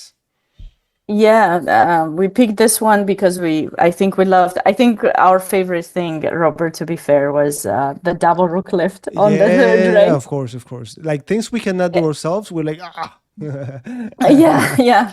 And that restricted bishop in b7, just to kind of have a lesson of remembering when you're playing with the black pieces, be mindful about, what are the issues in openings, what things you need to be careful about in this case, in this particular opening, because there's so Absolutely. many pawns on the dark square, right? There were Absolutely. so many pawns on dark square that bishop stayed no, dark square, I apologize. White square, those pawns remained restricted, and it restricted the bishop. The black tried to escape through a6, but white played c4, stopping them, and every time avoiding piece trades so that he could focus on black's weakness on the king side. And there wasn't so much to do because of that restriction. No knight could come back to defend h7. A pawn had to be pushed, and suddenly white infiltrated, and it was over. So that was the reason Absolutely. why we picked that game. Absolutely. Very interesting game. I wanted to just quickly show the standings. Yeah, do you want to turn off the camera, or do you want to fix the camera? Let me fix the camera. You Thank can you. fix the camera as I start thanking everyone for joining us here tonight. When both Robert and I were approached to do commentary for this event, I think personally I felt a bit sad that I wouldn't be there in Maryland, but very excited. Things went quite smoothly. And we were able to connect with you guys. We certainly hope you enjoyed the streams. If you have done so, or if you want to stay notified when US Chess goes live, please follow us, follow US Chess on Twitch, and don't forget about other social media accounts, Instagram, Twitter, or X now, and YouTube. The marketing this how what was his position, because I You always keep mess it up. forgetting. I wrote it down. US Chess Marketing and Communications Manager, National Master Brian Tillis is trying to create more content on US Chess YouTube page. I'm personally doing something, and I'm trying to interview various female players that are strong, that I think would and some that are strong and some that are just promoters of chess, but their impact in the community Correct. is going to help the continuous growth of chess. So I'm super excited about that, and I would love it if you could support it. Let us know whom you want to see next. So far, there were two interviews with International Master Alice Lee and Women's International Master Luciana Morales. Robert has been great to work with, wonderful to work with. Likewise, Uh, likewise. and if you want to get in touch with us or learn more about what we do, I'm putting also links to Robert's YouTube channel, my Twitch channel. That way, you can follow us and stay notified with the different posts that we make. I understood that Robert is actually has created various YouTube videos. He said he's up to number 300 or something like that, where he has lessons that will help someone improve, like from the beginning, complete beginner, right, Robert? Exact. So yeah, To that was the idea. Just you can go there and see lessons step by step, the same thing that I've been using to teach my students privately, step by step, how the pieces move, and then we built it up all the way to lesson 300, actually 200 and something, almost 300. So just check it out. this Yeah, it's wonderful. Check it out. I put the link in bio, and not in bio, in the chat. So would love it if you can support us, but definitely we're here for US Chess first, And we would appreciate, your support. There are various things that US Chess does, and various programs. You can always find those out online on the official website, but also, like I said, you can contact marketing and communications manager, National Master Brian Tillis, for more information about things and what you can do to help spread the word about chess and develop programs. Robert, you're ready. You're ready with the cameras and everything. So let's take everyone through. I tried to take advantage of the time so I don't do it No, no, again well done, well later. done, well done. Yeah, I was looking here at K-12 individual standings, I and think if you take it backwards, it might be more helpful. You know why? so okay, we Because they leave that already for the end. posted. They already posted the results. Did they post them there too? Yeah, yeah, I think so, right?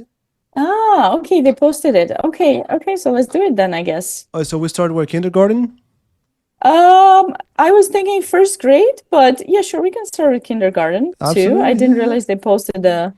Well, I see. Yeah, I see. Round 7 is already in for, I think, everyone. And Okay, so we can start it backwards that way because I think we're more absolutely, absolutely. safe. So, well, we're just gonna just give our congrats to the winners, the first places. Um, so Sabina, I don't know if you wanna Me, start. you want me to read? Okay. All right. So for the kindergarten championship, congratulations to Francis Zhu, who is from New York and seems that has won the competition with 7 out of 7. That's a pretty impressive Absolutely. result. For the first grade, First we grade. had Let me go. two players co-champions with 6.5 out of 7. Yi Cheng Zheng and Matthew Wang. Absolutely. Yi Cheng from New York and Matthew from California. Congratulations both for Congratulations. sharing co-champions. And I think they didn't play each other. Actually, I was just looking. Oh no, they did. They drew it. No, they drew in round 6. Okay, makes They sense. drew against Makes each other. I was sense. like, how is that possible? All right. Going on to second grade, we have our first player in the order that we're going right now with 7 out of 7, and that is Winston Chen. He's had some nice games we're looking Very at. nice games indeed. Absolutely. So sole champion with 7 points, and quite a bit of players sharing, technically second place, but I think there's a tiebreaker potentially for them. Okay. Up to third grade, Aiden Lee won the competition Only with six and player a with half. 6.5. Yep, Only 100%. player from Illinois, and quite a few other players with 6 points on second place. Let's go to fourth grade. Oh, you went already. Sorry. I can't really see it there, so that's why I'm No looking to worries. the No side. worries. Congratulations to Advik Manchanda from Texas, 6.5 points. Did we see any of you? We did. Yeah, we did. Somehow, We I did. don't. We did. Yeah. Well, we saw basically in the first round, we saw Shrihas's game it was our game of the day. But yeah, this is pretty 6.5. 6.5. 6.5. Out Yeah, of out of Seoul 7. champion. Unbelievable. It's a pretty good result. I mean, it was I think, grueling, schedule. Of course, it always is.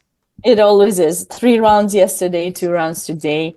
Yeah. All right, and now we get to the first fifth grade first championship, first section, let's say, with 8 co-champions. Unbelievable. I don't know how Brian is gonna write all these Good letters. luck. Good luck. Good luck, Brian. We're rooting for you here. But congratulations! Wow, like 6 players. That's Okay. Let me read their names because Let's do I it. read everyone's names. So Ariv Deb Misra, Lev Shangin, Lucas Yang, Shiv Dubey, Julian Ma, Jacob Wang, Samuel Lee, and Logan Freeman. Wow. Well, 6 points. congratulations to all of you. That was really nice. That was really nice. That was quite impressive. So 8 players. Let's see. I think there was another section that had more than that, right? Was this the one? No, I don't know. We'll see. I thought there was another one. Yeah.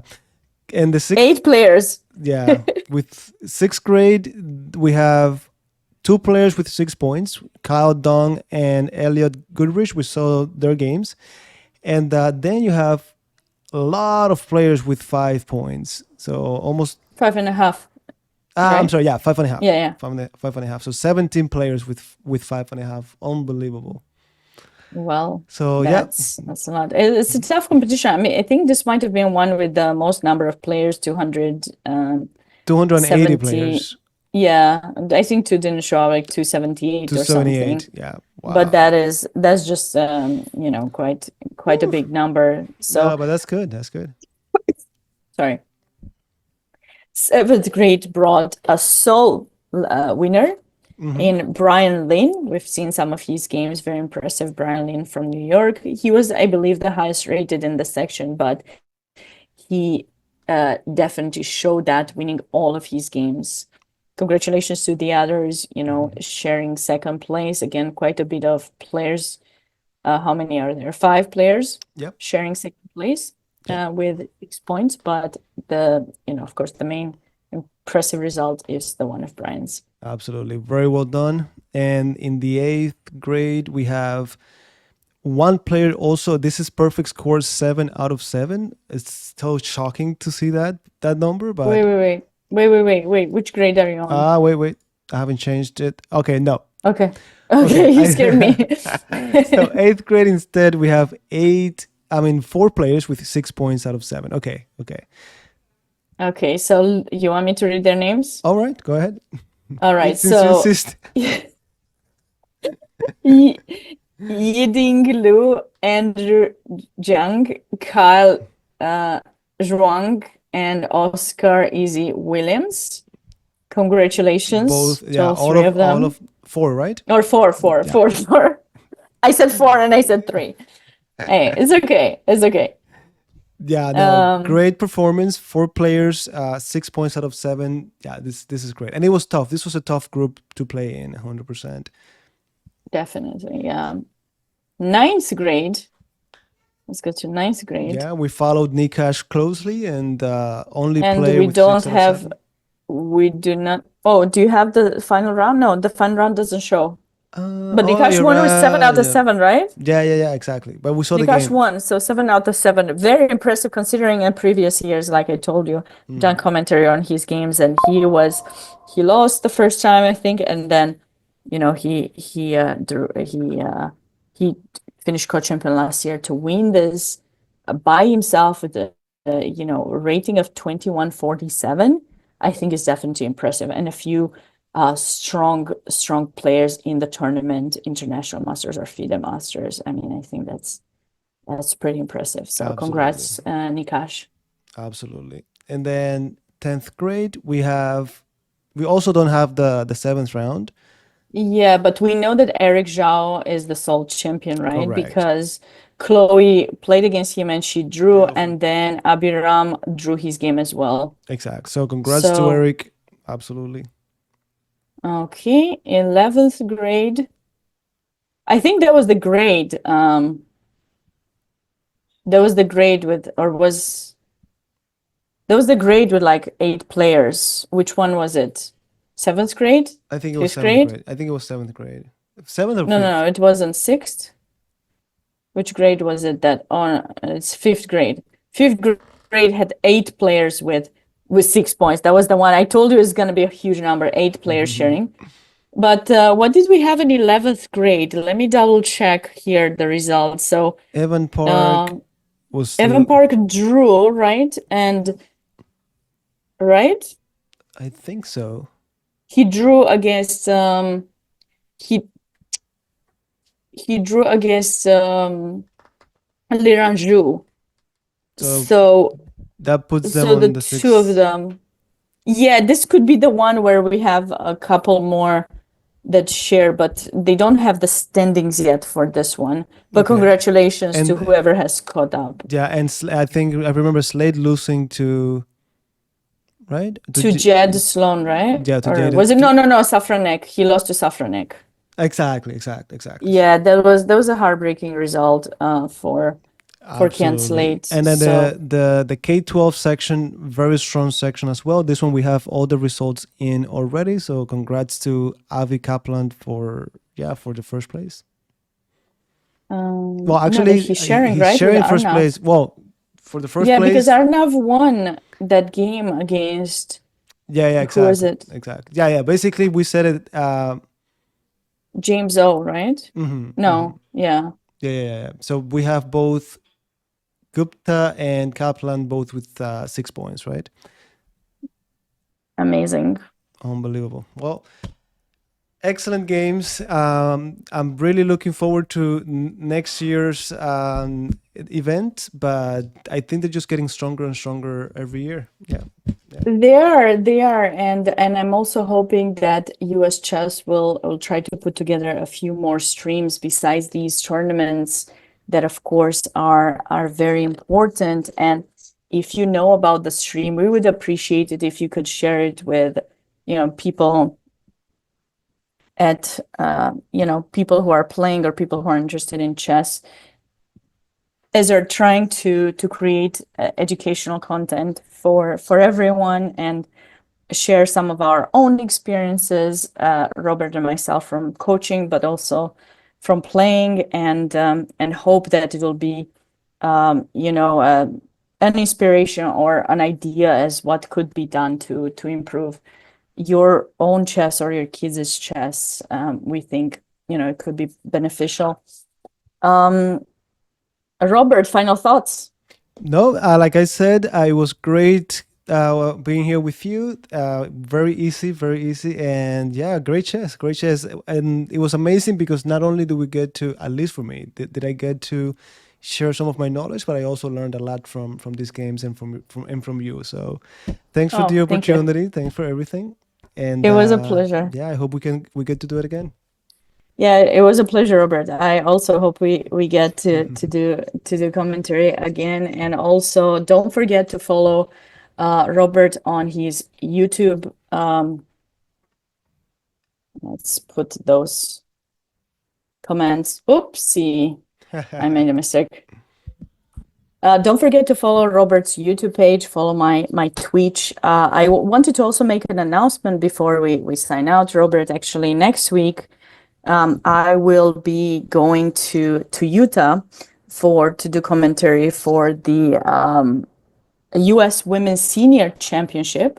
It's one of the first ones they're putting together after some time, I think, or maybe they had one last year.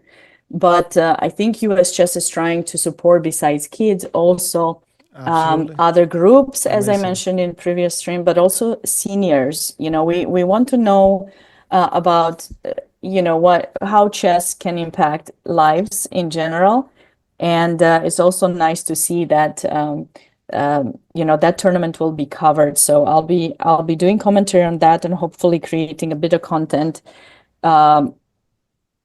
about interviewing some of the players who are going to compete in that event. And I think it will be on US Chess. I asked for permission. And originally it should have been on my Twitch, but I've asked for permission and I believe it's going to happen. So if you haven't followed US Chess yet, please do so. The tournament will take place in Utah, so there's 2 hours time difference from Eastern time. So we'll make an announcement when that happens. That's why it's always important to follow US Chess. To keep up I with the appreciate. updates. Yeah. Yes. And both Robert and I, we really appreciate all of you being here, and we wish you all safe return home if And you've been happy traveling. holidays and happy holidays.